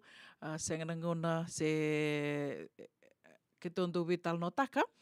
E sono ngona o kenda ngā wakata ki kenda santa senga ni ndovia lako e ani menda diengu e na singa rua se ndua mandangana singa sabi naka dhaka ngā wikenda menda satunga i wanoni dhaka dhaka i so e rawakan renre taka saranga o irna na itoke ni dhaka dhaka na nonda lako menda waka diengu menda ndua mandana kena vadhangi dhangi e rando wakan renre taka sobira na tambangasi o ke la ni ndandovi wali taka talinga ni sarawakata li tuna ngone ndangai tatau wango sen ndangai wakarita kabira mentana diengu manda mentana wakadhengi manda laku talo maindo mai dhaka i rasando wakasaranga na ngone na nonre wakarau na nonre to wakambesi tu wakagerendo leva tu mer wakarita tu na nonre senga ni talita kana nonda laku mindua tali me laku mai vei sosomitaki and semani wakadhava tu na itu waki ni dhaka o klani so sa renre na nonda do lako ngoendo na ngono bina kowe sore tikina ninguém do na maki mai na via kabini buke lulu yan ustuni non retondo mai ve wakaloto takitiko na New Methodist na via kabini buke lulu na radio bulando bata me buke kumani nandon renre na nomuni ngole ani valni loto sa botongo e vana miniti me 5 na kaloko wakasamataka vita na madhao saoti ya wakaiduritiko kina na APEC Summit Asia Pacific Economic Summit mai wakaiduritiko city level go San Francisco Rosa vulkan do na matani tu rando mai wakaitawi kina na o watingo na kene wakarau na oti ni singa rangai ndara mai na isulu ni vanua kala ki wakaidori kina na mbose na vida na mbaki sauti wa waka muriti ko mai na kene tukutuku do na mbaki ale wakaidori Indonesia do na mbaki ala ki wakaidori Japani sarangai wakarita ki tiko mai na oti ni singa o ira rasangai ndaro ira na isulu ni vanua ya Japani ira kede randara na isulu irna kena marama na kimono irna turanga na kena isulu bakatali tinga kena mai Indonesia kena vei esa iburubur tali so esa andu bakai dur kena na mbose levungo na APEC Summit Gai lasa ve au nirto ge vital no takatiko orto na kadikadi wakitiko kau wakamure tiko na norto kadikadi waki membaleta na kena mai wakaidori San Francisco o tiasa ge vei wali takitiko na isulu dava manda era to nandara ni oti ni singa me wakana kena wakarau the cultural costumes and a cultural attire merto nandara se randaro ira na mata mai na ve mata ni tongo akara mai wakaitavi na mbose se na kena na oti ni singa sange ve wali takitiko senga ni madal na dava ir nandar baleta ni Aquilo levo tu San Francisco matai matanga dona kai Santa Kilake de tu ava ka me korturanga tu ni non reto oira na songo na LGBTQ community waka ndo tu ni tu na non ra korturanga i San Francisco doya sange lako tiko na vital no ni senga nindua na culture sena i sulu e rau ni kainaki me waka me tukuni ni ongona i sulu i San Francisco me randara o ira na wakailisi mai na vimata tu karama i wakaitavi e na APEC Summit oia. Ia, mani wakawura wakasama saratiku via o wakasama takasarisa e ndona kambimbi ngona nonda kilatiko ni o kenda laka mai na ndona vanua. E tiko na nonda i sulu, tiko na nonda i tovo, na nonda vosa mandanga Au kila ni nindandu tu, so mbeka wikenda senga nindandu kawai takatu na vikava oia.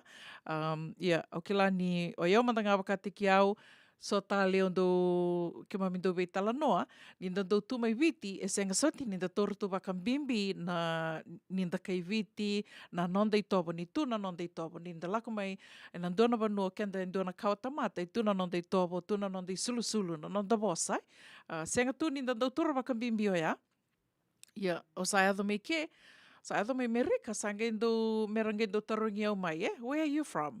O te amengu do tukoneni o mi viti. Oh, what language do you speak? Te au sangue do tukoneni o we speak Fijian. Yeah, veke mami ke lava kai bimbi se na tamata kede e dondonu se ngandrebi merna vosa kede waka wawalange se compulsory. Menda vosa wawalangi, menda pulida na vosa wawalangi. Yeah, dona ka o roni kaya ni ira kede ka ke mamindo vewa sei e dona ka na nonrando ngoroia ni o kenda mai viti o katalanga kina na vi vanua taliso na vi sei burbura taliso kanda ngole mai Amerika ni tuna nonde tovo, tuna nonde vosa na nonde sulu.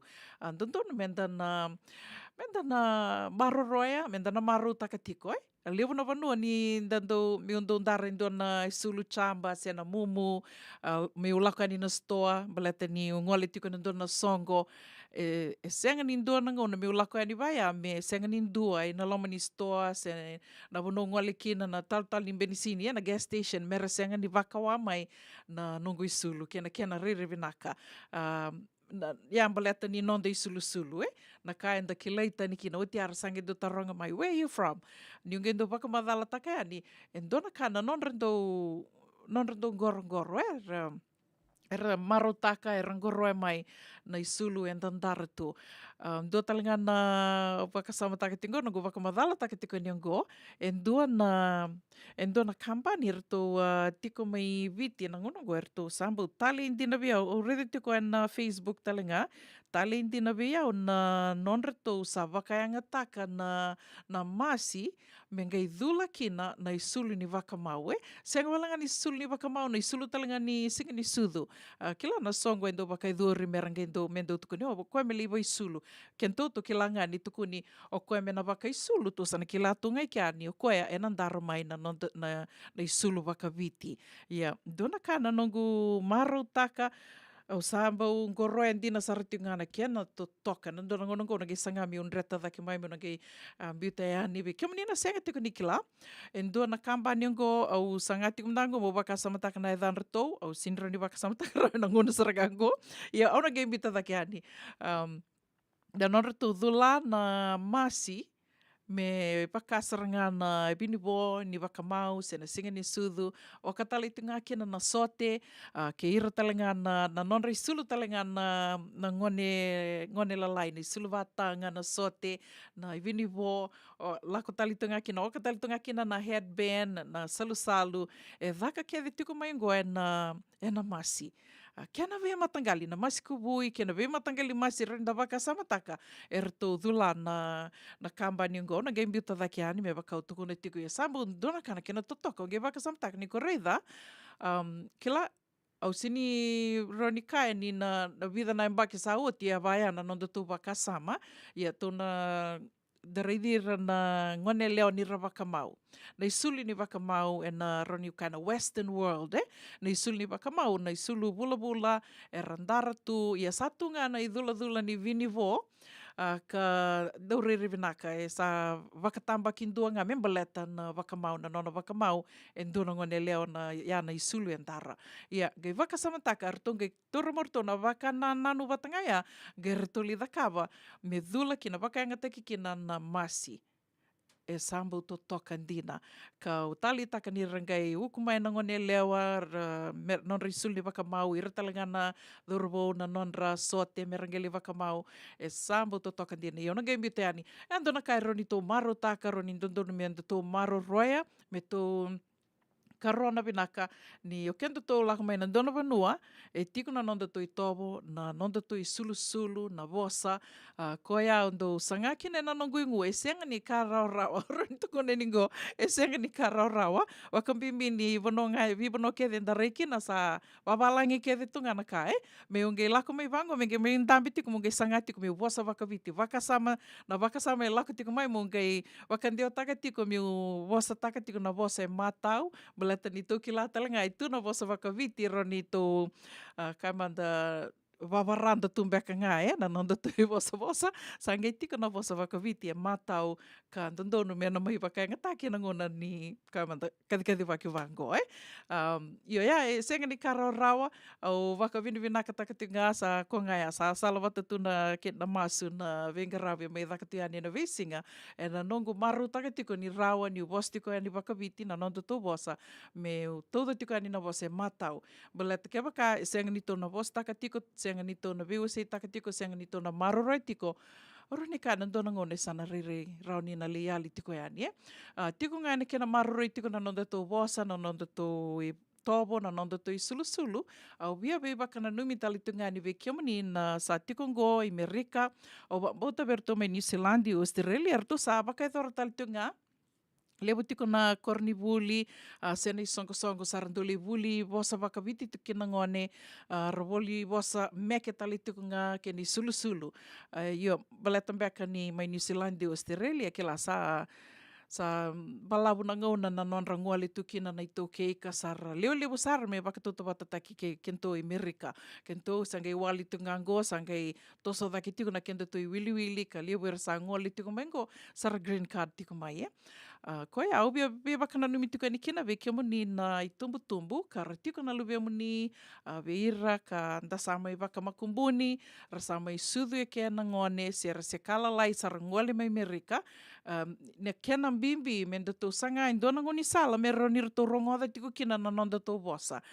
Koe au wakawina venaka tiko kina ve ngasini vuli wakadhengu Mrs. Charlotte Dominico.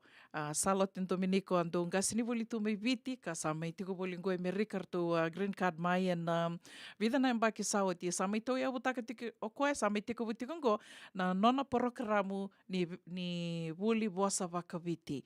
Au asambiu tau tiani na tikindua ka tiko kina nona nambani taliboni ke na veka e waka tawuli da tiko koea, veer na ngone vuli, se veer na ngone karawia laki vuli da na vosa wakaviti. O asambi tatali tunga ani na nonda tō bata au na ngai mbiu tatali ani. Ni ve tartare ani ke Mrs. Dominico, sanga tiko koe me na ngai tekavu na mbaki, sa tekavu talinga wakavinaka na porokaramu ka me na baleta ni ndui na mbaki Iana ka se daka taka tiko koe na ngona ngoi, sar tekavu vuli vosa wakaviti tiko, o ira na ngone lalai. Karto e non rito balni lotu. Sa maro taki sar tiko na kia na i tostoso, sar vulida tiko na vosa, na serekali, na ser wakaviti, na kia na vosa wakaviti, na wili wola, na vikavao, ara sar vulida tiko, kar sa maro taka tiko na ngone e na non rito wali lotu ka wakanui tiko ni nandona singa ke rona mai vital noe ani ke Mrs. Dominico wakaritaka tali tunga koe ni so tali nanga sini vuli wakadhengu kar tiko tali ngango i California erto sa vital noe tiko na kena sangai tiko me na tau ia butaki ndona porokaramu me baleta na vosa wakaviti sena kena vulidi na nonda vosa na nonda i tobo kena veka tali so ka tu maro takatu ni tō ngole mai na dona vanua, kenda tō na dona kauta mata i tūna nonda tō i tobo, tūna nonda tō vosa, nonda tō i sulu, dina ngā ninda sami tiko e na vanua levo ngo Amerika, go na do tukoni tūna land of opportunities, Land of opportunities, rawa talanga ni tō sanga, tōna sanga tiko, me marurui tiko na nonda tō boasa, me rawakatawuliri tiko na ngone. Na kena marurui na boasa, kena nonda tō i tobo, kena nonda tō i sulusulu. Radio Mbulando Vata sa 7:05 e na 8 miniti o be tukuna talanga ni ke wakai tiko sona kau ni vina kata mena o nina via rongoada se o nina via kila mai ve Mrs. Dominico se me baleta na porokaramu ko wakamadhala takatiko ni ngo se ve City Veni Raturala pe wakani do mai wakai tavi tiko yani so mbeka na kau nina loma taru takatu so mbeka ni tukutuku ni via rongoada member leta no nonda viti lomani ningi vola mai na turanga ngo City Veni Raturala do tani na roni wakasamataka. Wakasamataka tingo na dami o tuku na member leta na turanga tau ngo en dua tani ko sa dua tani ngana wakatanga dingen de tiko kina na turanga ngo mena laki wakasoku muna mai na tuku ni vekai so and then via kila o te anda sanga mai rongo da tiko yani and na tosaningo na via kavi ni vuke lulu. Radio Mbulando Vata no mani tokaningo una vuninda kua no via wakambula tiko yani and na sere kataravongo vekim do ke de sara na sama tiko mai and na kavi ni kua do bula binaka se mani vengana bono ni se amatiku mai kina uni taka ni oni bula binaka tiko wakambula tiko ani ve obi wa se langi binaka wakalevu na se amatiku mai ane kavi ni kua wakambula tiko ani ve kimdona ve tamani ve tinani ve taka ni ondo bula binaka tiko wakatala kina ve tinai TJ bula binaka tinai TJ ni sa tiko mbek ngorive wakambula talitinga ve Dasha Hidden Blood bula binaka maramanaita Anna Rose Hoyt iyo wakamindoru on sartunga ni kua wakambula talitinga ni ve Elesi tali mai levuka nimbula vinaka wakanduni vinaka tiko ani ve kimdona se amatiku mai toka ene kavi ni kua sengtala ni ngola da vitikino nei mereanieli nimbula vinaka inoke wakanuni vinaka tiko ani ve kimdona ve tamani mai Santa Rosa sengtala ngani ngola da vitiko ena serengo o marama Voleka mo kai marama tau mbula vinaka sista ini se angger tambu ia sa tau tale mandangayan ye Wakatala kina ve nongo turanga tau George TJ wenga na vano ni se amatiku me kina na kavi ni kua ni mbula vinaka wakatala kina ve tavale Bill Vani girniu mbula vinaka ndua ke kimdo ke de sara na se amatiku ngori mai New Town no ni taka ni ndo mbula vinaka tiko wakatala kina ve Lu kumbu mbola wakanduni vinaka tika ni ve kimni na kavi vinaka ni vuke lulu endendai anu ve wakambula talitinga ve kimni na venga ravitiko verni tambangase na single ni kua ya kavi ni kua nimbula vinaka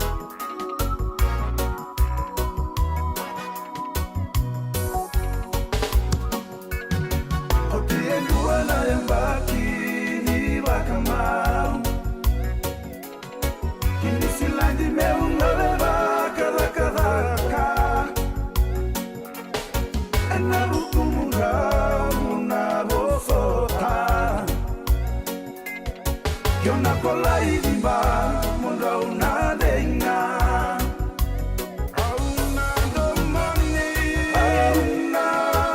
domoni Ikonogu ita Mekuani yali Minguni ndandamongo Auna usota Na vein endre ongo Miunde ibeiko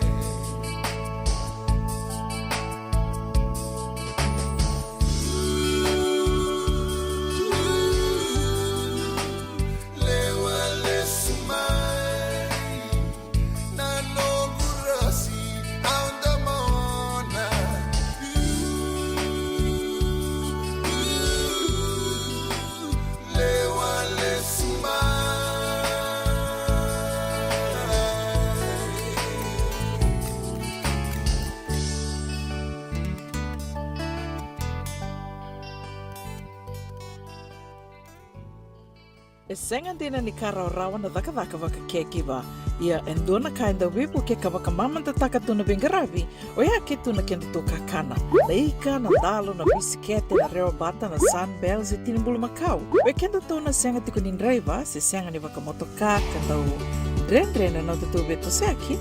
Erto sa tu wakarau na Divine Pacific Food Mart mai Sacramento merto taladeani na nong ni voli. Rawa sara. We tartarangayani na telefoni diwa 21 saivarua. Merto wakarotaka katalada mai na nong ni voli ena kenangona totolo tua. Divine Pacific Food Mart. Viturua Viwa Walu Franklin Boulevard, Sacramento, California. Namba di telefoni Viwa ono saivarua. Erto ngarap talangan kena le waka sumburi ani nanomu yaya. Mai na nonro stoa kena nomu mate ni katumba. Nongu chisu nongu banua. Dorongo na vima mani ono kina vitu ene kauni bugululu we kemadawe California. We mani rua ene kavi kina tolu ene singalewu ni lotilewu we kemadawe viti. E warotaka na New Methodist Christian Fellowship USA. Rongode ene Radio Mbulando vata San Francisco me kauti kenda vata mai. So enda sa senga sarangan nikla na da momento vaka talutaka buka singi lutaka sa buka kapitak ne ka kuni lo malenga sa tipin dono bunua e rauni buka dingo ikimuni waya na JJ's Food Shack Santa Rosa California na ve matangali kaka na dibgina me baka na karitua waraisi na lobo palusami na buwaka na kaiwa soso na dalo na toa na kokonda bainga ni kinang gamure na kaka na buwa malang me baka na steak gai buka loka tabioka kena kozlo surua otat ni Gela ko bata na kaya na pai ng bani kay na manray. O yan na JJ's Food Shack, Santa Rosa, California. E raw sarang ano direct message virto, giring nga kina vitu sa iba vitu, tolo dio tolo duon limono, se, o nga wali sarang alito miko may nanumota, e na dio mali Billy Street, o yan e Santa Rosa, California. E raw talaga nyo rito ulit dilibata kaya na kaya mukatalo wasing lebo siya waka kabi, kaya may Santa Rosa, Kinavato. JJ's Food Shack, Santa Rosa, California. Kasar na. Oni rai da tokongo na kenai rai. Dua ngana rukuni buni kau e dua beiran ng tingitaki o Reverend Aminio Balen Rock and Rock. Tama kamay na nung programo baka madawa na toso ni ngauna. And wengarabi ni City Veni Raturla. Singapore lulu ni sibu na bayan na tinamniti vay kiamo ni Amerika. Singapore tule ni sibu na tinikantua ana tininamaniti vay kiamo ni Maiviti. And veto koni ni Divine Group of Companies. Maolimat kay na San Bruno Cavaba. Namaka and a Radio Bulldog bata San Francisco met kauti kanda bata man. Eh, kung mga tutulot ko, daw sa alam pala mo din Siyempre mandangan ito bulubuling, gaya o talito ni stoa. Tolako. Sa niya na stoa, wala ka tungang maulimat. May binaka ni sa tukit sa ngaki na nagkatungan reba, may paleta na nato ito ilalako. May binakasar nga, wala yung muli roti karibateni kina. Dato birito na bisi nga nagkarimateni, said means kaya na sausage roll. Gaya rito makuntal nga nabukas ang lemo na bisi. Karatal mo na address? 4525 Montgomery Drive, Suite 2, Santa Rosa. Do baka pa raw chubeka kina do na ni matubale, senong do boli nga baka madawa. Wali to mada kina mauli mata. Esa tu kede kina na yaya ni kakana. Yaya ni ti kina bikala lai tale so, kanda unrendre na kunea. Tu raw talaga ni kota nom ni boli ke baka ni tigo man na Marine se Sonoma County, kandendre nom ni vila ko haki. Vitar tarani kina napa ni taliboni 125 saiba. Vitu tolu 5 vitu na kena itu matay lalay. Mauli mata. 2525 Montgomery Drive, Suite 2, Santa Rosa, California. Radio Bulando Vata, me kauti kenda vata mai San Francisco ki burubura. Sema mai ngai wasea yani.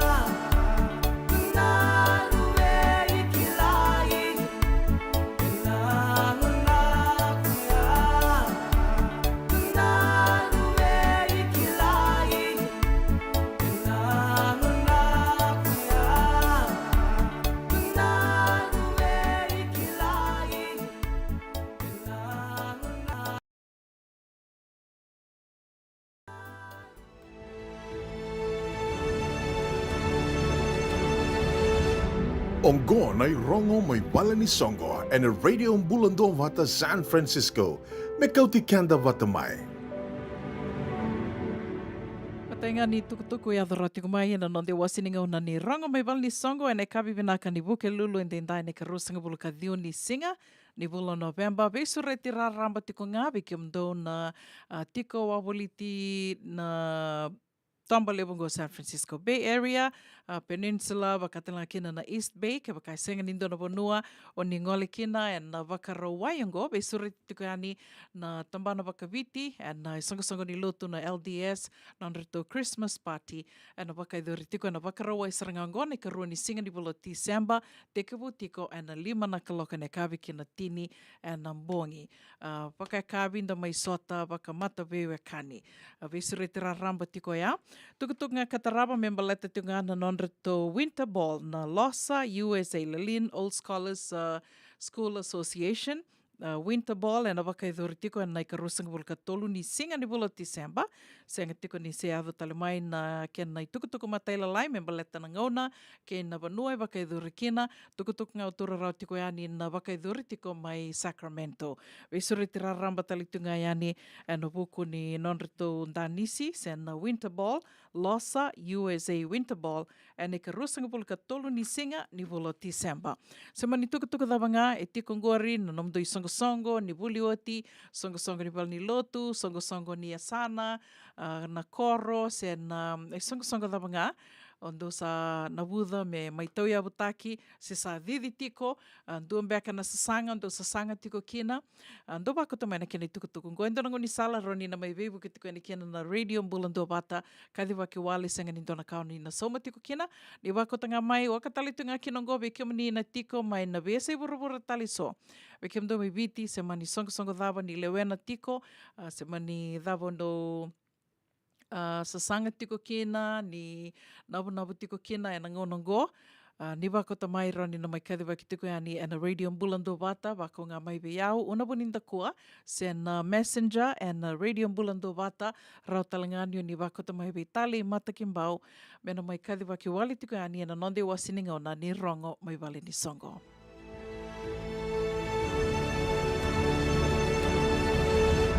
Ongo na rongo mai wala ni songo and a radio mbulando vata San Francisco. Me kauti kanda vata mai. Sa mai watunga rua sanga bulu ka walu na miniti me ono na ka loko na numa tiko na be mama ni ono na rongodi tiko kina nonde wasininga ona ni lotu. Rongo lotu me wakaratu wakarau taka tiko karatu vitu ko ni talitunga kina na New Methodist USA. O ia mai na be mama ni ono kina vitu na ka loko. Na ngona mantangango be wakambula tiko ni kina vikimdo na sema tiko mai na kavi ni kua. Vengana vano ni sema tiko mai kina ni mbula binaka. Wakambula tiko ni be meresei ni halofaki. Poni chiasi, mbolo vinaka nau, waka nuni vinaka tukani vikimdo mai Santa Rosa, wakatanga kina vi Anna Rose Hoyt, au marau taka ni marau taka tiko na i wakatangi na kavi ni kua, kau wambota ni webu ke tiko na buku ni vengaravi se tavi tawanga ngaravi tiko, na kavi ni kua, nimbula vinaka, mbula sinate kurusinga, waka nuni vinaka tukani vikim ni wambota ni sa tiko mbeka mai viti, au ni taka ni mbula vinaka talitunga, na kavi ni kua, wakatanga kina vi alani lolo hea, bula vinaka barada, wakanuni vinaka tiko yani, vikim drau ke sista, ni taka nindro bula vinaka tiko, looking forward to seeing you both on Saturday.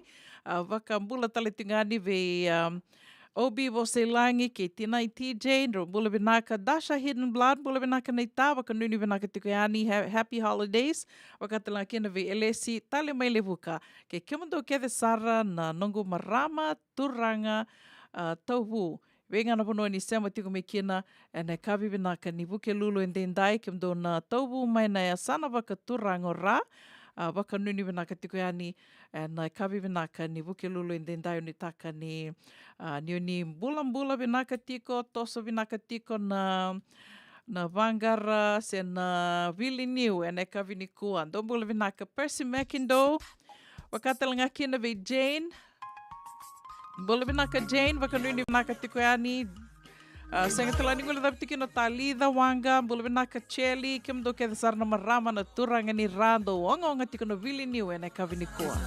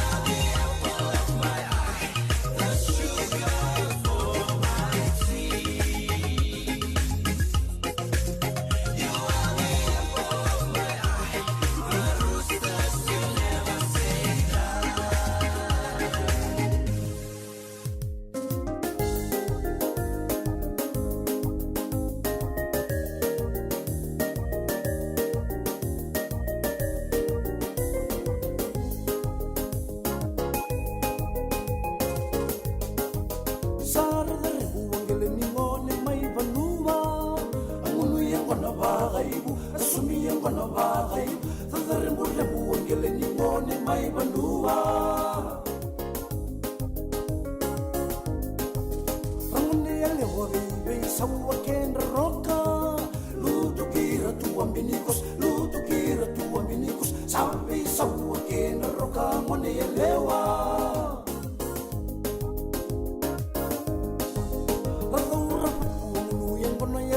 Singa, ayang on the sada taliwali, ayang on the sada taliwali, rasang diwakin rawaya kabinga meika. Samang mawa musuniu, ayang nikona salungul, amitolo akin na basu, ayang unang kau tamay pusi mawele. Samang mawa musuniu, ayang nikona salungul, amitolo akin na basu, ayang unang kau tamay pusi mawele. Samang mawa bulang yang bilelebu, rabagalubu tatu ayakem, rabagalubu tatu ayakem. Samang mawa bulang yang bilelebu, apakatawa si sambole o tamale, rausanduri rau beitange, rausanduri rau beitange. Apakatawa si sambole o tamale.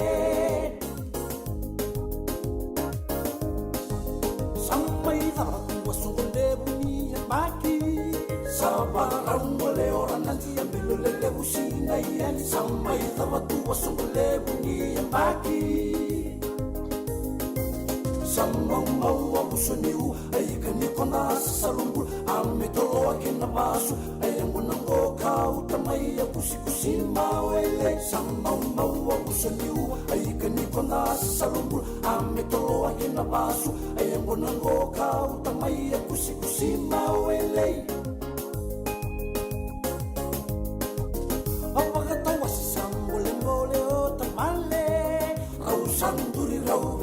Rausanduri rau beitange, apakatawa si sambole o tapale. Sampai tawatu wasungule bunyi yang baki, sabarang mole orang nanti yang bilulele busina yan. Sampai tawatu wasungule bunyi yang baki.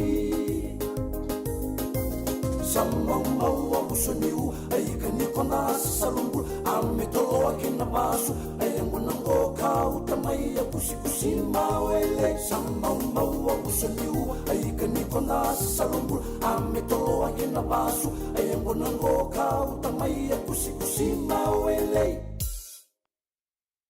Ana radio mbulan do batan na itavi seroya mai vertona malumuni tombu ke naiva ukura samai oto kina ngoi tini kawalu na miniti me ono na ka loko nda ke la loko.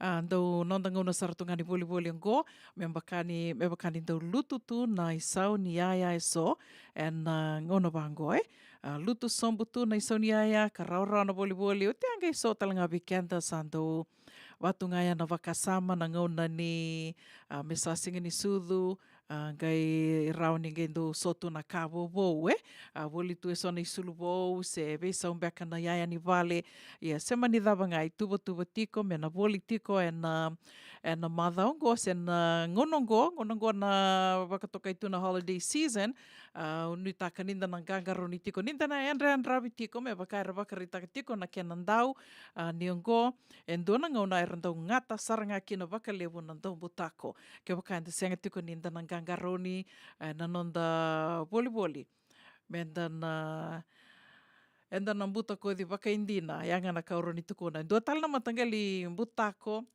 ka sa vital no te kitali tunga wakali abungora be wakasala te kitiko mai na kenandau menda na gangaroni tiko kina se menda na yanre ravi tiko kina o yan e wakatoka i tiko na Porch Pirates. The Porch Pirates. Kena sa adhana vau tiko se sama i wakatoka i tiko me adhani na matangali mbutako ka wakai dhuritungo ka sa tosa dhaki tunga na wili ni mbutako vango. Lebu sa wakai dhur sartunga me waka me sa nonra sa non ra daka saratunga ai se ndo tukuni tu sa non ra job number saratunga o ia na Poch Pirates na kai ra daka ra wakamuria saratunga o ira na lori ni wakana FedEx lori ni FedEx e na UPS wakamuria tu na ngona ngai le tali ai akina le mbiukina na iai na ndua na matini vale ka avoliar to o tataka ani na leo ni vale o iai ndua na iai na ngona sa limbio ni kina sa wakananda kunga na lori na FedEx e na UPS sa ralaku sarangani o ira kelenga na motokara sombu tomiki mai na ia sa kau. A vasar tunga na non radaka ia sar vakatokai tingono ira mera Poch Pirates ka sar vaka ve vakasala tikitika kina na kenandau o ira na uvisa menda nangangaro ni tikina menda na yanren ravi tikina ke vakai ko kila ni ndona ia o na makatiko mena o otataka se avolia na internet online shopping o sa kila tiko na singa e na mbio ni kina se na kau ni kina vale na kai na kina na voli se na online shopping e na ngona go ni rao ni kona wakamuria saratunga na nomu ia o volia mai na ngona biu mai kina ina vanua mai na warehouse me adova sarangona ele ertola ki talada ni kine matini vale e rawa ni kona wakamuria tiko tracking ko ia e bimbi kina na ngoni ko sa vako te kina nomu ia se o sa volia ngaro na let's say you're buying on internet, in online shopping. E tiko kia na tracking number, toro mai na tracking number, o ngai mbiuta na tiko na website, o na mbiuta kina, mo wakamure tiko na vono e lako kina, na ngona sa lako tiko me kina na nomu ia se sa kau tiko me kina me rauni kona kila, na ngona dava e rauni e rto sana mbiuta ni kina, sana koe ni kina vale, sana taladia ni kina na nomu ia. So, ke waka enda kila ninda senga ni tiko, ninda na senga ni tiko e vale, rauni kona mbita na kaivinaka kina na kaimanda na FedEx, woli na FedEx, a tiko na FedEx drop boxes, e na veivanua, na auroni kind of tau ni kede saranga, veivanua kede rto na lako ni kina ser to benga ravi kina na FedEx, e na ndona vanua a so e ratiko e na station ni o Visa, so e na, okila na 7-Eleven o arida kina ndona FedEx drop box, na veivanua vau ia, ke wakai ko kilani ko boliendo na ia online, internet shopping, o kilani ko na senga ni tiko i vale se na senga ni ndua, e na tiko i vale me na maka tiko se waraka na nomu ia, mbiuta na ndona FedEx drop box, me ratona li mbiuta kina o iko ngai lako ngai o le kuta me kina. Ia na kairo ninda na dhakava menda na sasamba itu kina e na nonra i vantidha o ira na dombutako sa nonra tukurito nonra job number saratunga ia wakambimbi e na ngona vango e rangata saratunga kino ira i o niko sa voli na numa mona maroroi tiko na numu risiti ni voli. Vida tiko na vuna e vinaka kina mona maroroi numu risiti matai ke wakai ko kila ni rawa ni nanga iado mai vale o ngai me rida na ia o senga ni talitaka, senga beka ni rautiko, se senga beka ni koe koa o na numa ni o avulia, e rawa na numa na vaksukar lius tale ke wakai tiko biko na kia na risiti. Do tal na vuna, ka do tukuni tiko ia ni ravakasala taka talitunga na kia nandau, menda nandau rida nonda risiti, o ia ni sona ngauna, baleta ni sa oso na stoa, na ngona ni voli vango, ngona ni oso vango, o ira na cashier, e sona ngona ira roni tambaka dhala e sona ka. Ra tambaka dhala roni sivia tu na isau i kosoma, mai na kai ko volia, ke wakai ko na senga ni mai reida o mai o ano nova vinakatale na nomu risiti, e roni ko sa wakalusitu i kai vida $10, $5, $2.5, ia ke wakai ko senga ni o mai rida na mo risiti e rawa ni na iado e ana kai ratuko na tiko na kia nandau iau sa wakandina taka sa iado e tibi iau ka o sandu wakatavu lida tiko ve iau mandanga wakatiki iau na ngono mo iuli voli ki na mi umaruro mai na risiti whether it's grocery shopping voli na iani kakana se o voli anu misulu se iai ni vale se davanga maruro mai na mo risiti ndo tal na ka ngo unge mai voli da tiko ike se bera wakando ni o dakava na ngona nga o wakasuka kina indona iai ambaleta ni usa volia mai onge mai reida senga ni utalita ko waksukar listali so saranga go e sona o wakasama takaliso na kain dutu kuno indona gunei enda mai sarai vuki enda mai vuli vuki talenga na ngono ia do bikini ki o sange mai reida tiko so na kai rento da kavo irango era li volia mai na ia Kai matangona matangalia ia wakamimi tiko na ngona vango holiday season beletana ia senga ni wakainga taki na vi ngona sena vi singa erna volianga mai wakainga taki nga vakandua o tinga ia ngona nga sa oti kina na ngona ni singa ni sud sena wakatawase sena Thanksgiving sang wakainga taki o tinga na ia sabatale wakaminaka wakamamada taki wakaminaka kaulistali na stoa watakina kena risiti rau na nomo le vakasukar listale ke vakai tiko vi kuna kena risiti yo garo na ngana ngoni ko savata tiko kina na kena tag mena lili tiko nga kina me kuni o limbasuka levisio dreta levisio kotiva levi na tag ni ada bangai ko mai vakai ngataka era da kabatu na oirango ya na kara da kabro bolia mai mai vakai ngataka nga sa vakai ngataki o ti sako listale limbital na stoa, vakasuka ilistala no virtum na itoke ni stoa, ia ara ni ko dakava ke vakai tiko na nomu risiti, ke vakai ko maruro i tiko na risiti, ngai ngaro na vinaka o vakamadala takatali tunga iani na singa moniti, do talanga na ka ve vakasala taki tiko me kina na kena ndau ninda na volleyball tiko, online shopping, sena internet, mo ngaro na ke vakai sona vanu e ko volleyball kina ngai volai tu vango shipping is free, free shipping.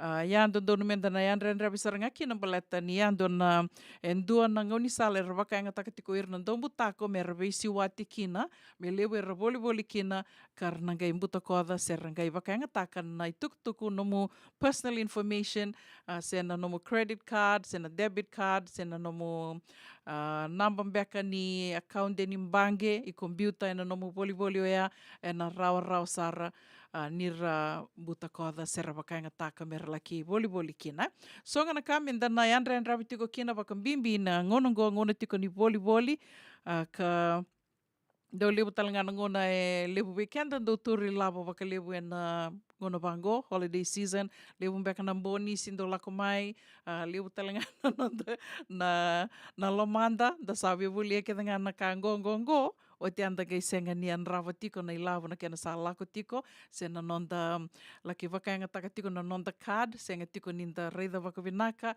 rawa sara ninda ronikaro ninda li wakalusia tu na ilawo senga tu ni wakaimbale se o tia o sange mai muistu ni kina na ulumu Waka nui ni vinaka tiko ani wiki mundo na sema tiko mai ne kawi ni kua, ni taka ni na tosa vinaka tiko na tako na doon na turanga na vida na mada sawa tingo na vula ngunu tali tunga. Vula ngunu, vula kana vula ni voli. Waka nui ni vinaka tiko ani saving ana vono ni sema tiko mai kina ne kawi ni kua, rombula vinaka President Warakitaki ke Michelle, waka nui ni vinaka tiko ani wiki mundrau, waka tela kina vi alena makasiale ni bula vinaka. Bula vinaka Bel Andi, waka nui ni vinaka tiko ani wiki mni marama na ita, senga tela ni gula da vitikino Anna Rose Hoyt, ni bula vinaka, bula elesi, tale mai levuka, ke mni ke de saran sema tiko mai, winga na vono ni sema tiko mai kina ena kawi ni kua, au nui taka ni bula vinaka tiko, ni rongo vinaka tiko ani, na bioliwa ni radio mbulando vata San Francisco, me koti kenta vata mai.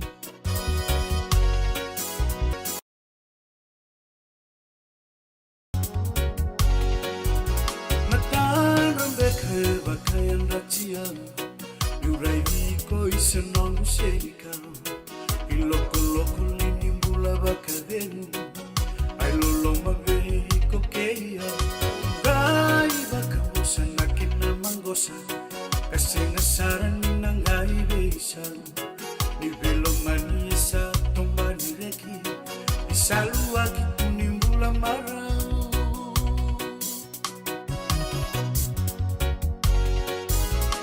Gabe tikini unanuma na beisa landarung murima na kena ulu ni vanua ni vanbeti itali bakal beri matalala ule davi tunambula sasidi valeni thaka mama vekilai lengu koida usando moniko daringa via lenguruai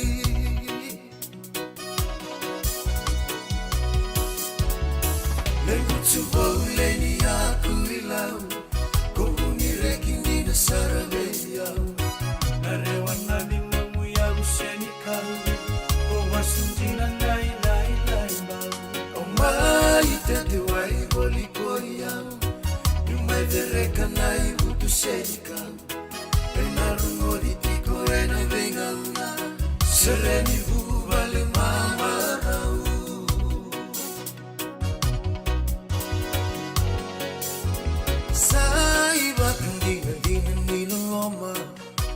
Kaulani marabutu na tomba Ratono ngone mera to sana sota Isane bakande itu nilo loma Sana lesu kinu butikina Nakuruvaru wale ngubanua Uleni tunalawa sukina Koro elo maya ubasundina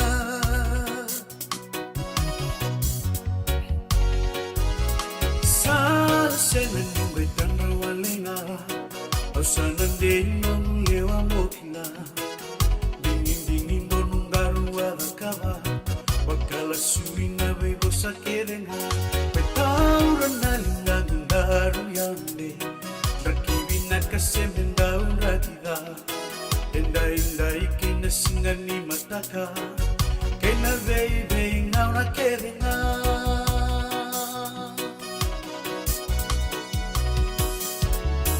Lengu tubau leni aku ilau Koguni rekindi na sarabeyau Narewanani mamu ya useni kaure O wasundina nai O mai tete wai boli koyau Nyumai dereka nai butu seni kau Penaru ngodi tiko ena bengauna Sereni bubale mamarau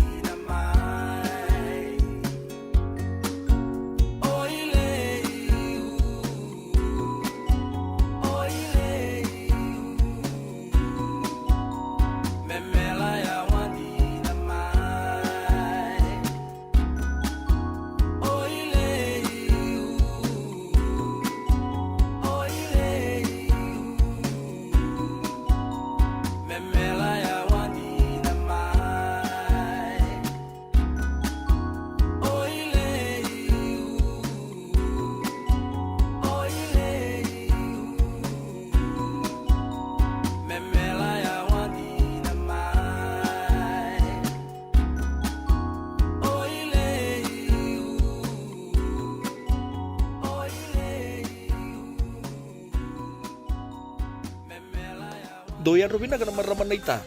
Do samba di ba kusa-kusa iwe. Yandra na ita. Kita sili katalaw mande na Orange Lounge. Maleka. Gora san ba di kata-kata binakasar tunga toboy simpang bakau. Gai wai dala tu kinambata. Koe serengan kori. Sono ngono santa binakat serengan na kenta kakana. Dina to zoko. Kaya kita sana berata ini bagai singlebu.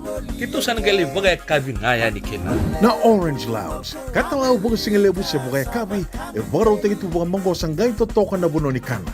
May namenta to identity, kanay baga singalebu sa bugay kabi, may baka na baga sakera, na sui, ikatabu teke, roro baga lolo, kay na vida tale.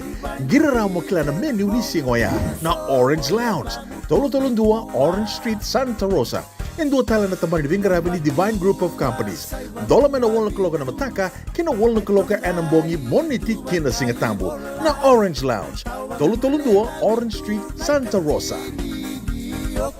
Dendram beka nang wala ni kibal nilo tira buko ni oso pakadadaka. Sen drakin-drakita beka na itos-tos nimbula, kuha nilenga sinuingaw-gawa. Nana magi-mai kina programo warotaki. May veratao na New Methodist Christian Fellowship USA, Nongu Chisu, Nongu Banua. Ruwag na bimama niyo na nakabili buong lulubay Kemundo ay California, bimama niyo na singilebu ni Lotulebu way Kemundo ay Biti, and a radio bulando wata San Francisco, may kauti kanta vatamay. JJ's Food Shack. Etigo kaya kina nakakana baga biti me bakana kokonda. Lobong benga ni ngay kanido ito na bundi ng dalo sa tabiok. Nakakana baga mga langi me bakana steak bakayalo ka kina coleslaw. Woo-wee! Nakarito sa wada badina na kanikanakana. Kaya itigo talaga na nono to specials and na lomo ni mga dawa. Daw tamba na Facebook na doy ni tiwa yan. Bani mandray pay kay nagbugatali. Gawin na JJ's Food Shack. View Valley mo Billie Jean Street, Santa Rosa, California. Pero talagang rato dili mo yang may Santa Rosa, may yato sa ni Kinavato. Girit-rito sana Kinavito, Saiba Vito, Tolo Vio, Tolo, Dundo, Limon. JJ's Food Shack, Santa Rosa, California.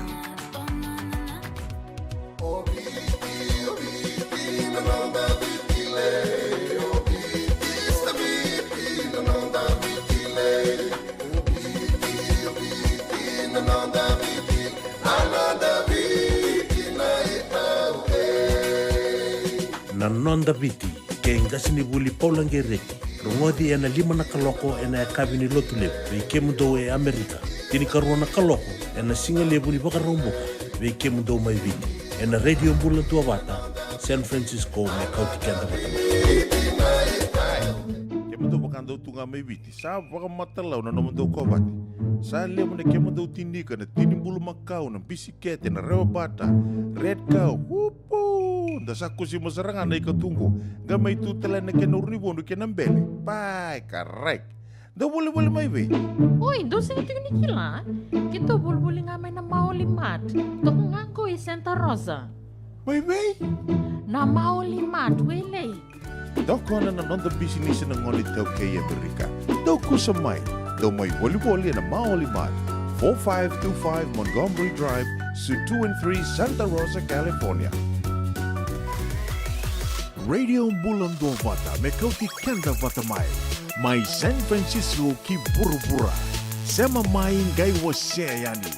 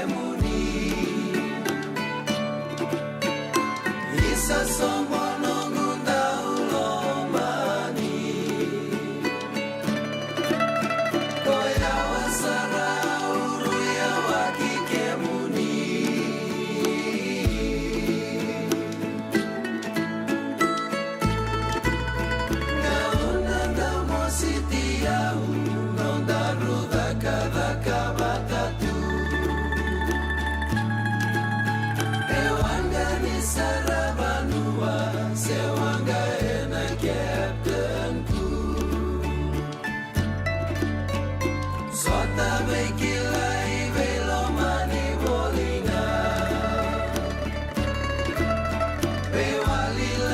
kina marau matanga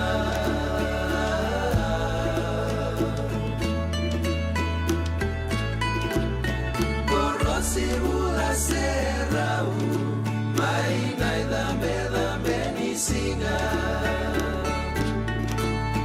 Naisaya di losalini Mata kami damai naya tulau Utongu ko asa tonga iyo tindina tu Ilangi sekimbulu era seretaka tu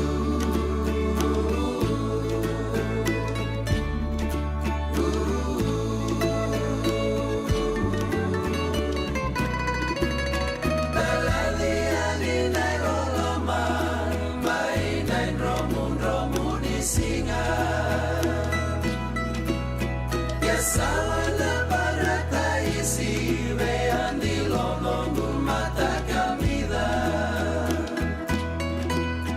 Masuti konga una momba ule sumai Asana warakanga no munilewa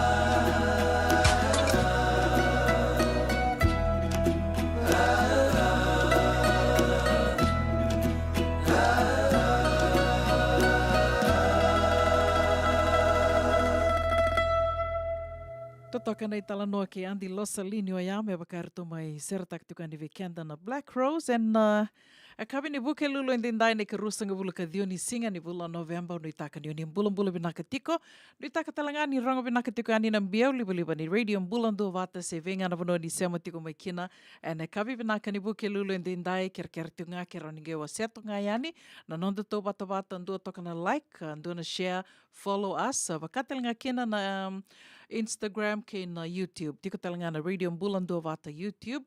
Levu na programu se na programu ke de dorongo di tiko e na nonde wasiningo na vata e na vea kavi ni moni tike na bakarombo ka ndoli beautiko e na radio bulan do vata YouTube channel me bakani do rau sara na bakarorongo tu kena ka levu be kanda nda sando bakarorongo tu nga e na YouTube channel. Ke bakau ni sarida na radio bulan do vata ker tunga ngai subscribe tu kena e na bebu ki sartiko e na kena mai garawi tiko na nonda vata vatongo na radio bulan do vata San Francisco me kauti kanda vata tiko mai. Da kila ke tiko ni ke bakai do balabu na ngona enda ndambi tiko kina sivi na ndambi senga na yava vala enda na levu sara na mbada roni na vakaburea mai na nonda senga tiko ni yava vala leila ina nonda yava vala sa tos tiko na mbaki o ke lani bunga weekenda sa nda unrendre na nonda tu dhake me nda yava vala nda laka ni tumba nda leitombale oka kine ani isa ando tekubu tatar mai na mosini nduru, na mosini ava, na mosini ndaku, sa levo na momosi Ia kongone ake wakai kuna senga ni ava lata tiko, e sa na totolo sar mai na kena wakilai na mosi, ka sa nrenre talenga na nonda na vito se aki. Ia, o wakarongo da talitinga mai na mataki ni kua, ndo na wakandindike ra wakai dhor na kena ndau, ka sa waka dina taki, wekenda na marama, ke waka e sa o wakamatau taka tiko mo nandambe tiko for 6 hours. Ono na aua, ke waka indua e nandambe tiko na ono na aua, e na vei singa, senga nio e awawala, e na rau na kena tawiko, e ndo na kilando sona ngona ndo rongoda ni so e vude na se tiko na bo na non rakato ni ngone, fibroid, na uterine fibroid. Koia, e tuku ni tiko wakandina taki, ni rawa ni na taubi kenda na marama ke wakai enda waka matau taki kenda menda sa andambi tunga, ono na yaua, if you sitting for 6 hours every day, e rawa ni na taubi ko na rauni na tawiko na matea na uterine fibroids e sonda doronga e laurai na mbo e na nona katuni ngone ke wakai senga ni na ngarawi senga ni na lei laurai waka puniwai senga ni laurai tondonu e na rawani na laki wakawuna sara na kensa ni katuningoni. So ngana kame nda nanggangaro ni tukina, ndina ni sambata-bata tiko na nraki i anda tuthai ka mandanganda, eba bala tiko eba bala tiko o tumbali tiko a sona banua nda lako ni kina, tiko na ikamba-kamba, se tiko na lift na liva mona bondo kina, dingi taka mo kamba dake na kamba-kamba, so ngana kala lewa ia, se ke wakana o lako ani o livoli baleta ni. So we kenta toto sangole mai walangi, sa Ndrendre mandanga me to sombo na motokato to mbale se ndrendre me to oyando dona kango do no malu mutiko ni usaha lako ani me voli se sandreve tiko neita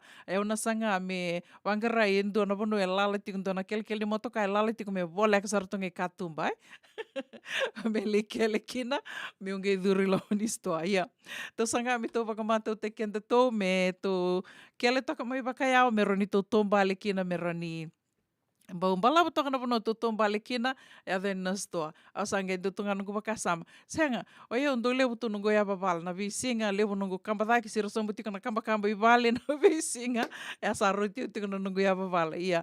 Au senga ni bakambota ni sarute ambaleta satos tinga mai na bimbi So na kami to nangganga roni tikina na batambatanin raki vango me kuni ulum bali tiko na batambata to tudake to ya babal tiko vakalebu. Sevada. Sasi bitanga no ono na tini Rua na miniti and radio bulan do vata ngai nana makiti ko mai na ve mamani ono da sana siama sarti ko ani kina verto na New Methodist and non reto programa vakamadawa do merongo di tiko na ve kavini vuke lulu me na ve mamani ono kina vitu na kaloko sera kataramangone ve vakambula tiko ani kina ve meli langi bolo ve na kabarada vakanweni ve na tiko ani ve kimundo na ve tamani mai Sacramento ni takaniando bulan ve na tiko ve sureti tiko ani do ngale sombu mai na vakaroa ngone ito Christmas party, wakatalinga kina ve kemon rau na yaba bala tingo reu no takanin rau yaba bala tiko sengeni yaba bala tingo nang usumun rau boso lebu ke boso lebu bosa number 2 ke bosa number 2 mai Haywood wakatalinga kina ve Israeli volau ngio ni madao ni bula vinaka ni sama tikum peka mai vena ka vinikua wakambula talitinga yani ve kemon rau na ve watini President Kini Borakitaki ke Michelle bula vinaka wakatalinga kina ve Alena Makasiale ni bula vinaka Bell Andy Anna Rose vinaka wakalebu na sama tikum mai wakanuni vinaka tiku ani na ka vinikua ka wakatalinga kina ve LSC tale mai levu Nimbula vinaka.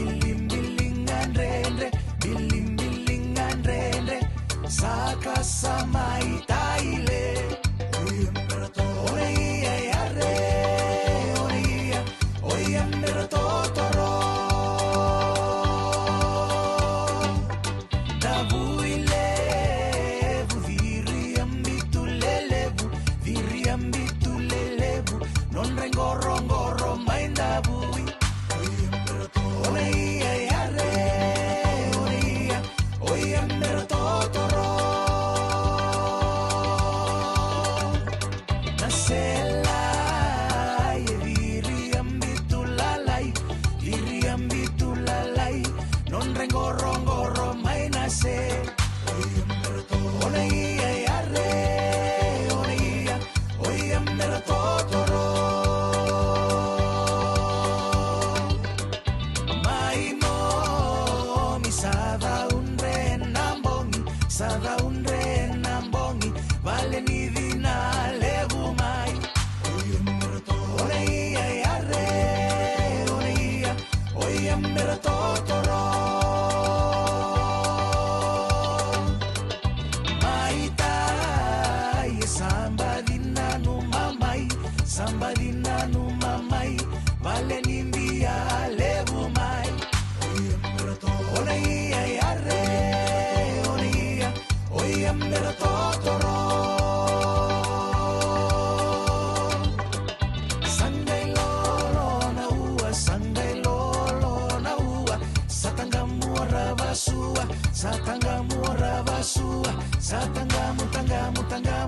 satandola dolandola ole ia yare ole ia oia mera totoro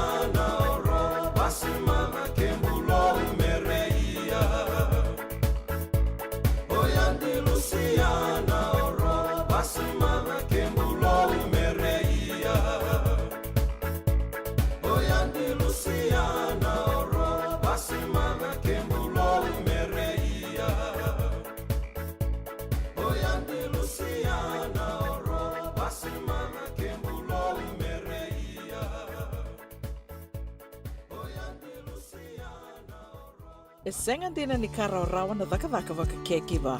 Ia endona kainda wipu ke ka waka mamanta taka tuna bengaravi o ia ke tuna kenda tō kakana. Na ika, na dalo, na bisikete, na reo bata, na sunbells e tinimbulu makau. We kenda tōna senga tiko ni nreiva se senga ni waka motoka kandau Dren na te tū beto seaki.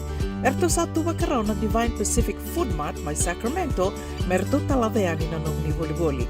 Rawa sara. We tartarangayani na taliboni diwa ndua ono toluwa diwa ono saivarua. Merto wakarotaka katalada mai na nung ni voli ena kena ngona totolo tua. Divine Pacific Food Mart, Vitorua Viwawalu Franklin Boulevard, Sacramento, California. Namba di telefoni 221 ono saivarua.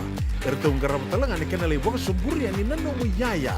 Mai na nondra tau stoa kena nomu mate ni katumba. Tini Matthew, isawa kuskusibe. Isa, ni pula binaka. O se vivi mandoko kina maoli mat. Ele taka kina endona nito wakataka kana lelai. Yo le uku taka wakatotolo. Ni bernir to yavea ni nabulangi. Oi, o dea wakasanga. Erto wakasanga talanga ora to. Sarara saranga. Go enta so mga nakakana. Esen enta so manakena wakanya taki na olo.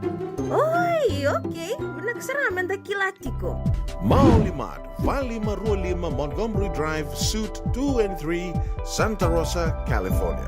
Weitartara sarani kina naba ni telefoni 125 saiba vitu tolu 5 vitu. Ene kena itugu matain lalai.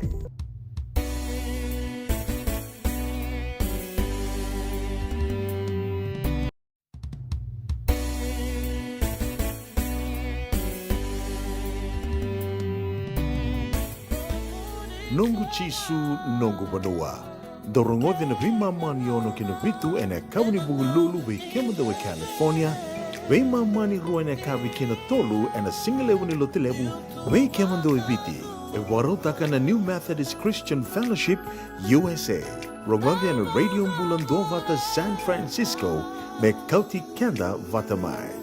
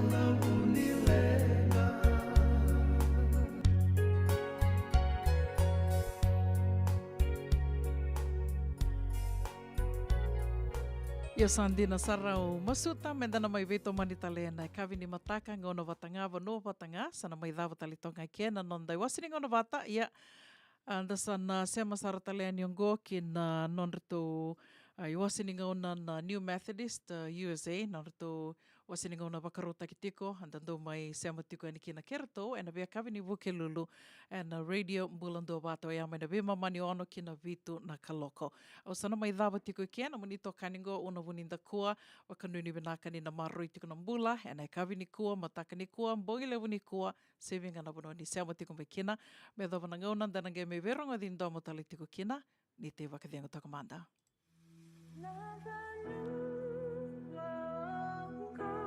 Nongu Chisu Nongu Vanua.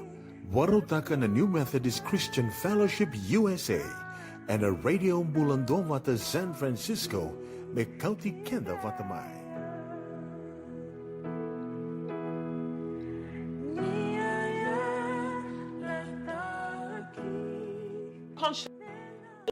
In the way that you carry your life and the kind of conversation you have with any other opposite sex that comes to the office. When you take these two out, then you become the young girl. Your kind of talk, casual talk, when the talks, and all those things, because there's no connection to anybody. You are responsibility, and you are desiring this one spur of the moment kind of thing, and for your own reason, that can be so destructible to your family. So when you're listening to us today, these things that happen later, the sexually transmitted disease, the extramarital, come in and say, okay, I would like to have an affair with you. No, no one will ever come to you and say, I would like to have an affair with you. It takes all these little that are working in the relationship and also the other factors that are contributing, maybe not in the office, maybe for those of you, maybe through your Facebook page. I'm not in the Facebook. I'm not in any of the social media. I'm an old scholar. So, Facebook or somebody saying hello to you on the Facebook, and then you become engrossed in it, and without you knowing, you are conditionally to this person that you've been talking to on the Facebook. And it doesn't necessarily mean for you to physically see them in the office like what I'm doing, but it can be right there on your hand. When everybody else have gone to work, gone to school, you have to be careful of what you go through in your phone. Because I think it was 5 years ago or 6 years ago, we were in England, and we came to London to visit this couple. A beautiful young girl, very beautiful young girl. They have two beautiful children. We were actually taken to this family by one of our church members that they want us to go and visit. We came in, moments, prayers, talks, and when we left, the lady who had actually asked for us to visit this couple and said, they look like a very beautiful couple, a beautiful family. I said, what happened? According to the story, when she was sharing, she said the wife doesn't work. She stays home with the two. The guy is a British Army, and they live in London. And there's this girl that he was involved in. Every time as she goes to bed, when the wife goes, he's always sitting in front of the computer in their study room. And one of those moments, or one of those nights, without offing the computer, when she came down the next morning, and she watched that they were actually having sex using the phone, And to this day, they are no longer together. They went their separate.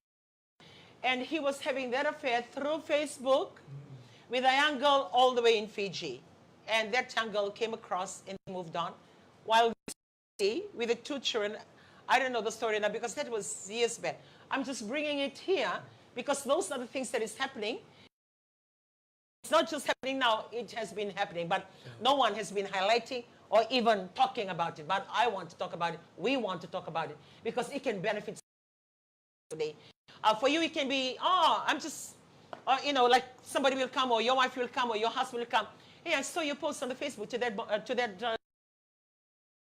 No, it's just a Facebook, it's just a comment, like you react. I'm just saying hello. No, there's something happening. I don't even know him. Does it hurt for me to say hello? Yeah. It can be so innocent from the beginning, but when you're not careful, that innocence, adultery, marital affairs with somebody that you just struck up on the phone. And sometimes you feel so bored, or sometimes you are just your husband for doing something that you didn't like. So you thought to yourself, okay, since you do that, I want to do it too. And you go searching on the Facebook. And that can be the beginning of the breakup of your family. So it can be an anger of the spur of the moment. People do things for different reasons. You're having extra own reason only known to yourself. Some you're not satisfied with your sex life at home. Some you're not satisfied with just having a normal family person. Some you do it because you so much ego. You think that you have a high position. My wife is a woman in every part, in every town, in every city that I visit. So you do your extramarital affairs for your own reasons, but that doesn't last. Yeah. And if everything else, like you continue to do that, your family lives and they move on. You decide that you're too old to be doing all these things, then my dear, no one is around to look after you. You've been playing around throughout your life, and you'll be blessed if your children look up and say, oh, I better look after my daddy. Or your children will say, I better look after mommy. Throughout the life, you're busy doing what you're doing, but one day it will come back to you. And this is the time for you to relook, rethink, and ask yourself, is this the kind of, or do I enjoy what I have? Because you can create something out of your boring family. You can go out of your way to create something. Or you and be honest with each other. Say, I've been watching pornography. Tell your wife, tell your husband, I've been watching pornography. I'm sorry to tell you this, but I've been watching pornography. I've been watching pornography because I've noticed that our sex life is boring, and I've been watching that to get excitement, because when you're being honest, talk about it, and to your marriage. Don't talk about it here, you'll go looking for it out there, and that is the beginning of you two just leaving each other. Yeah, and yeah. Watching pornography, it's addiction. Sin. It's a sin. I remember Jesus said, you don't have to commit adultery. No, just by thinking. She's saying that this man all the way in England and the woman back in Fiji. So it's like a disease. It's something that we need to be careful. It's something that is spiritual. Yeah. So the solution, it's no medicine. It's got to do with your heart. It's got to do with your mind. And when you are matured enough, you will discern that this thing is coming, yeah, or is trying to unload on you. And imagine if you have a one-night stand and you come back with the disease. Yeah. Imagine the family that you love. Yeah. You will not leave your family or that girl in the office. No, you will never do that. But that one-night stand can bring a destruction to your family. The very family. Because if you will bring that only one, that just lasts. Yeah? Yeah. It poison your life, poison your system. No, reading through the dying young, and it's not a nice death, you know. We hear when you die from AIDS or HIV positive, when you die from that disease, it's not a nice death. That means something very, very drastic when you cross that border, right? That is not right. Because the world, they turn it to be like right, people start to do it because the world, it can be approved by United Nations or whatever country that they come together. But because the Creator himself, sex to be very special between a man and a woman, a husband and a wife. It's supposed to be very, very special. Because the world paints a picture that is okay. See? And people start to live to that environment and expectation. Kiko tal se ko turanga ni busa se ko veluta ke na buna inda daka ni sa daka tiko sa daka patiko so sana no misando see picture is something that is okay. We are living to the picture. Ana hune bang dombulo kina na kena sengani dil taki vital no taki bango se vuno na ni taltala me vuno taki mai. Porque se tu ni do vuno taki. E tamu na la sai tuba. Ko ni ko la sai tuba. E sengani ya ya na kango ko em basura ka tu na mata vale. Na kango ko susungi tu ko kina urna ngone. Era sta tu ni ko sama ibu ibu otapa takina. And they are not accepted in either family. E so bo binakatoka bo vingo mitoka bita se vingo mitoka. But e so na ngone ro bita o se otapa takina. Ragay luto na ngone go luto sa tu abi no na grandfather, grandmother. Yes, some they fall into wrong hands. Yeah. Balata saranga na lenga di biya dumi. Na uto ni lenga na biya dumi. Ni chukumi ko na mate ni ngaro last. Go in do na do mulango. Kona kauta mai na lenga, kona kauta mai na kaboro, kona kauta mai na tangi. Lemo na dorbo ura tungu itao ni lemo na dorbo. Balata saranga na mate ngo kapag to kay tigo na mate ni kaya mo sa Britanya last. Yeah. Na last siya doon na kaya kau sa tunga kin na tebra una katunga na daga ni teboro ya o ko ya pangata na tamata ke pangata na tamata ke mal benda sa alo matua bi kani na sibina ni ko sa ngona ni hanan ravaki ke makasa wa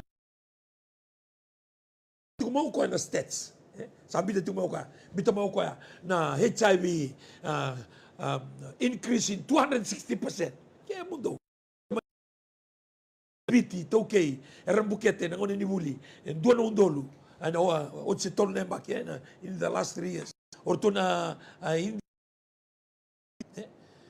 na matetu sada ka tsono nitavi yo kenda na bilu taki na koro au tu letiko na koro rani baka ngata ki sa baka levu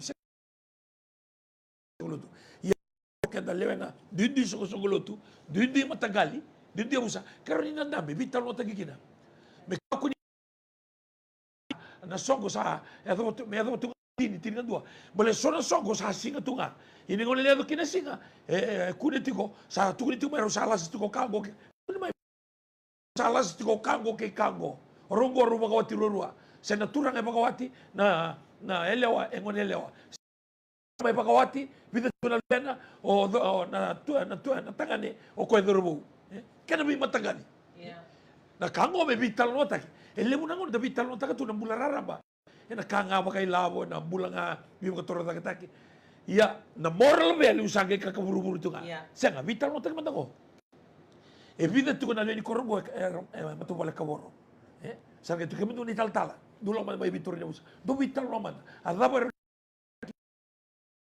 no tu lebu tu na matu bala kaboro lebu tu na lasa ela kutiko kalemu na ka kenda rani reda kina aku kongo balta kenda rola ngani na kena bagai dor oroni kota na ose kina udiwai ia na ngunu ke bagato na ose ke bal kena non dei tabi na sona programo metaro nga na le isota tiko sa le matanifica la lai sa tangi mai na to se taka tonga na sota sa le kaboro tu na mata vale balta na ba o kena na bi kabina katu mai na mata vale kina itiko Soko lotu kinana and be will do what they need to do. The leaders will create programs and awareness for those that are able. Some churches they may not even bother with it, but some will take that on.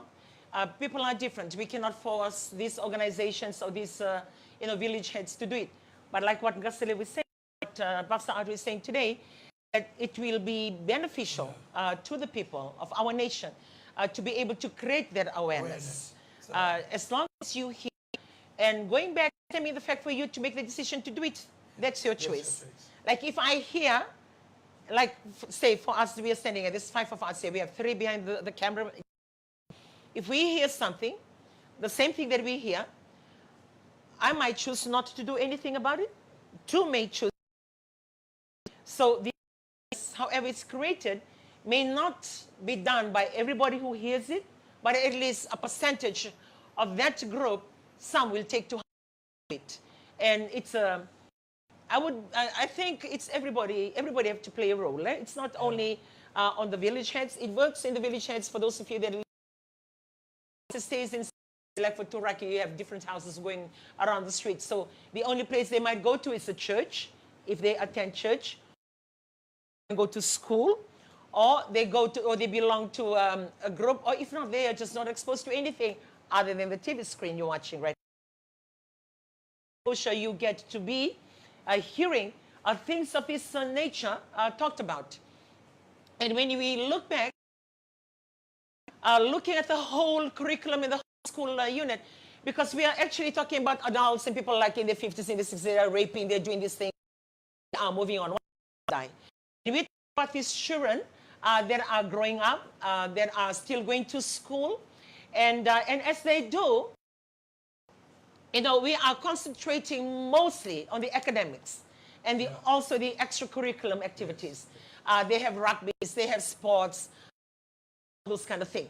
And the academics, we have extra classes. We have Careers Expo that comes and talks about it. We do that also for, we're actually advertising a youth program that's going to be happening in December. And that is a youth program that we are trying to market here from home, to be exposed to knowledge and awareness that they will need to make the decisions on their own. And because we felt like it's not done anywhere else other than if they choose to watch it. So when you actually look at all these things, and which is a far cry from what it's supposed to be, but if you look at the school system, and we know we have identified,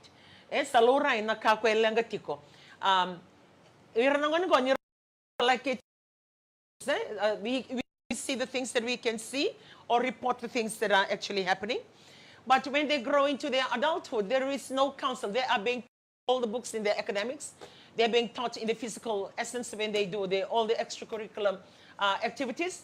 But when it comes to the moral, there are some schools, it's a Christian school, or a Korunilotu, there are morals taught in the school. But here, those kind of moral value teaching, unless and until they look for it.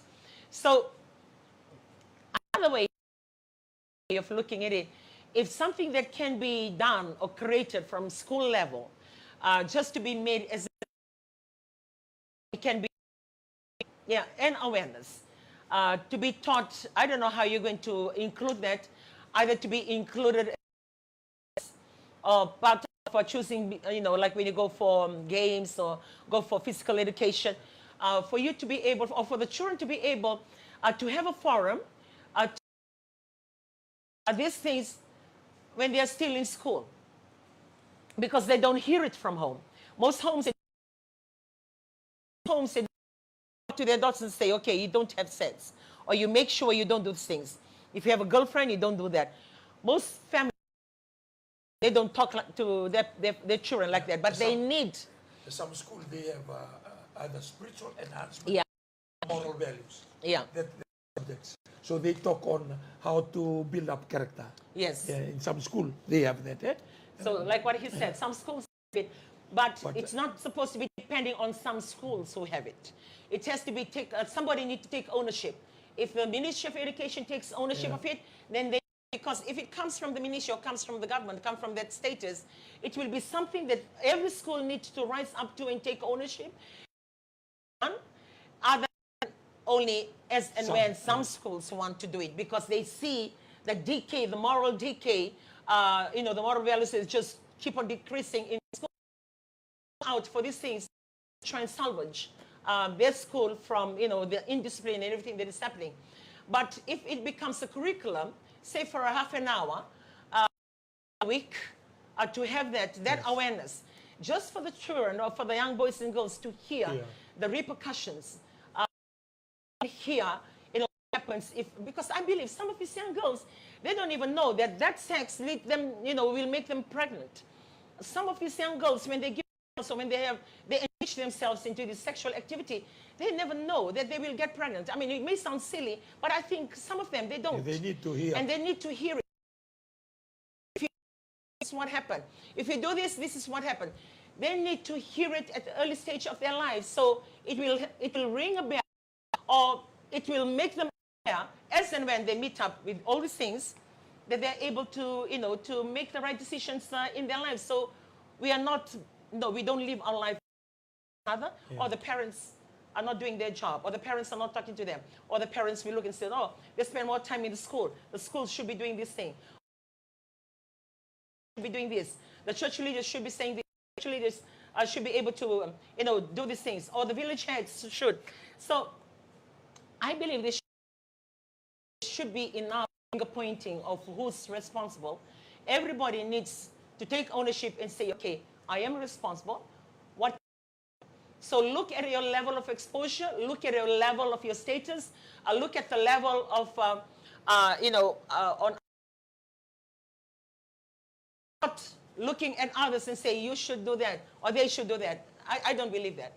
I believe that we should just look in and say, I am, and this is what I look after, and this are the church. For me, I take all these things that we talk about, or all the things that come out in the papers, given the opportunity, my first one is the church that we belong to.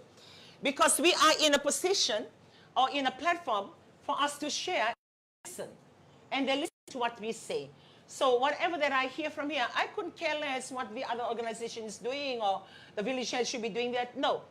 That's my problem. What I hear and I take from here, and I make sure that I relate these things right down to the level of the church that we look after.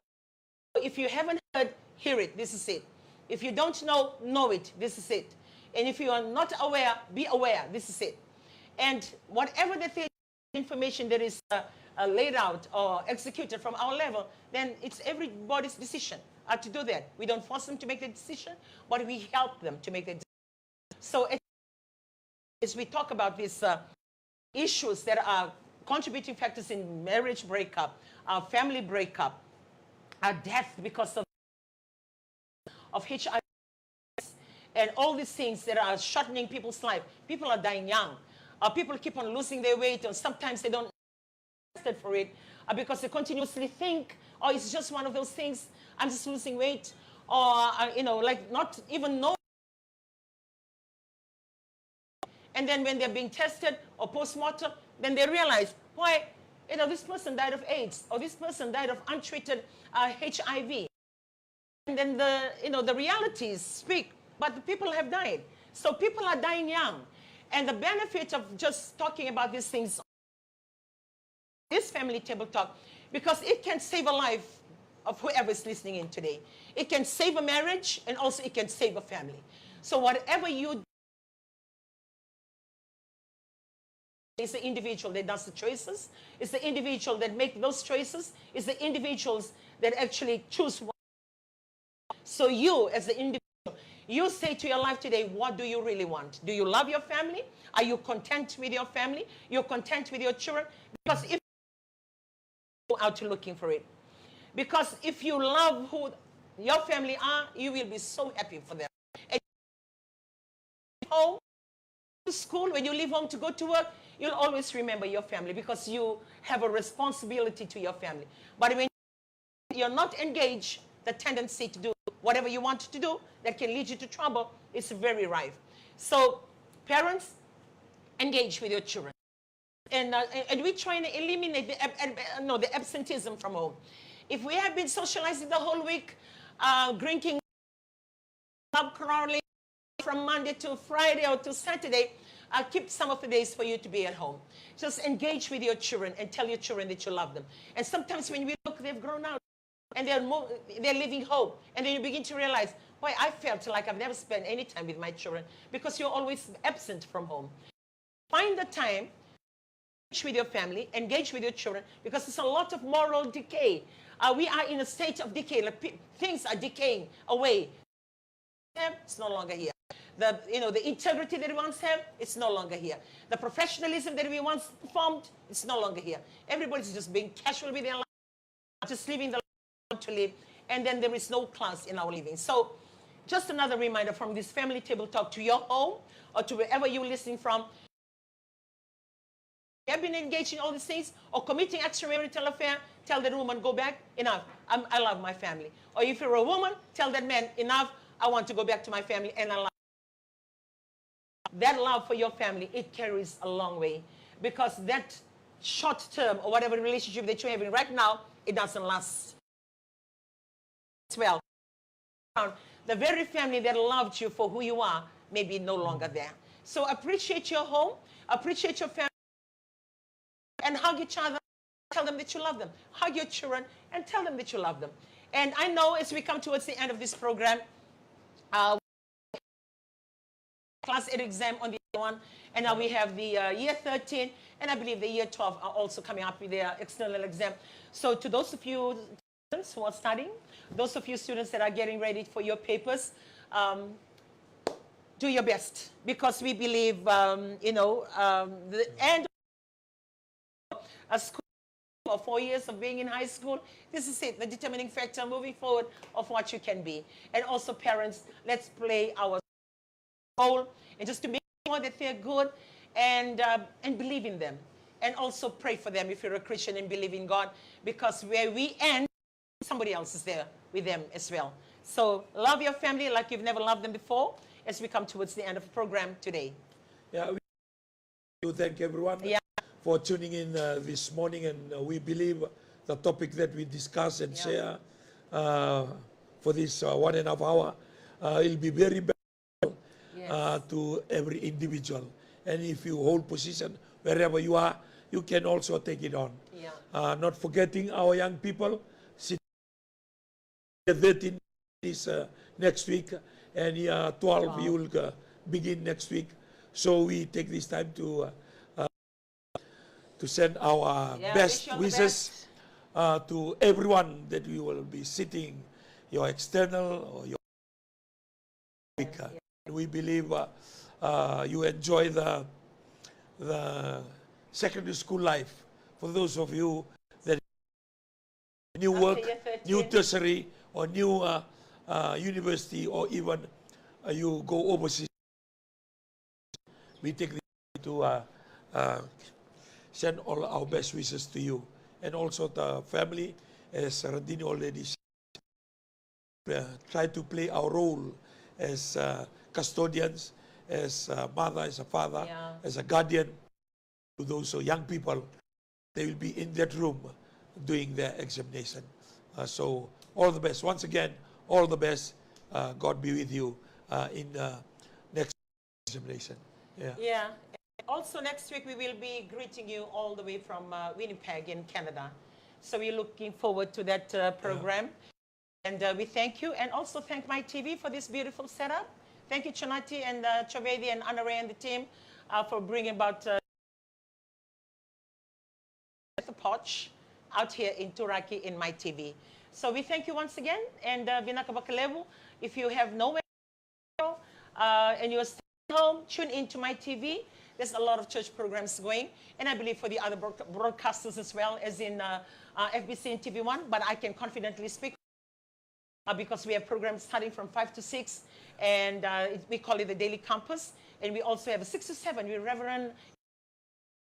He's preaching. He's always airing evangelism, and it's from the Methodist Church in Fiji. And also we have the 7 o'clock from talking to our children, or the Sunday school. Last week I had all my grandchildren, or the small ones, sit here, a screen. Thank you, Teacher Lela. Very easy for them to learn the Bible verses, and they enjoyed the program. One of them couldn't stay longer, so didn't finish the program, but 2 stayed towards the end, and it's really, really beautiful. And then you have the 8 to 9 on the power in the word, and it goes on. The whole day is full of. You have no church to go. Tune in to my TV that you can be fed spiritually and get you ready for the week, upcoming week. And also, what else do we have going? 29, you've been seeing the ad, the promotion. The ad, 29 to the 4th of January 2024. You saying goodbye to 2023 and saying hello 2024. You will never be disappointed. So registration, meal, and transportation. We are looking forward to serve the young people of Warutaka na New Methodist Christian Fellowship USA and a Radio Mulandomata San Francisco me County Kenda Vatamai.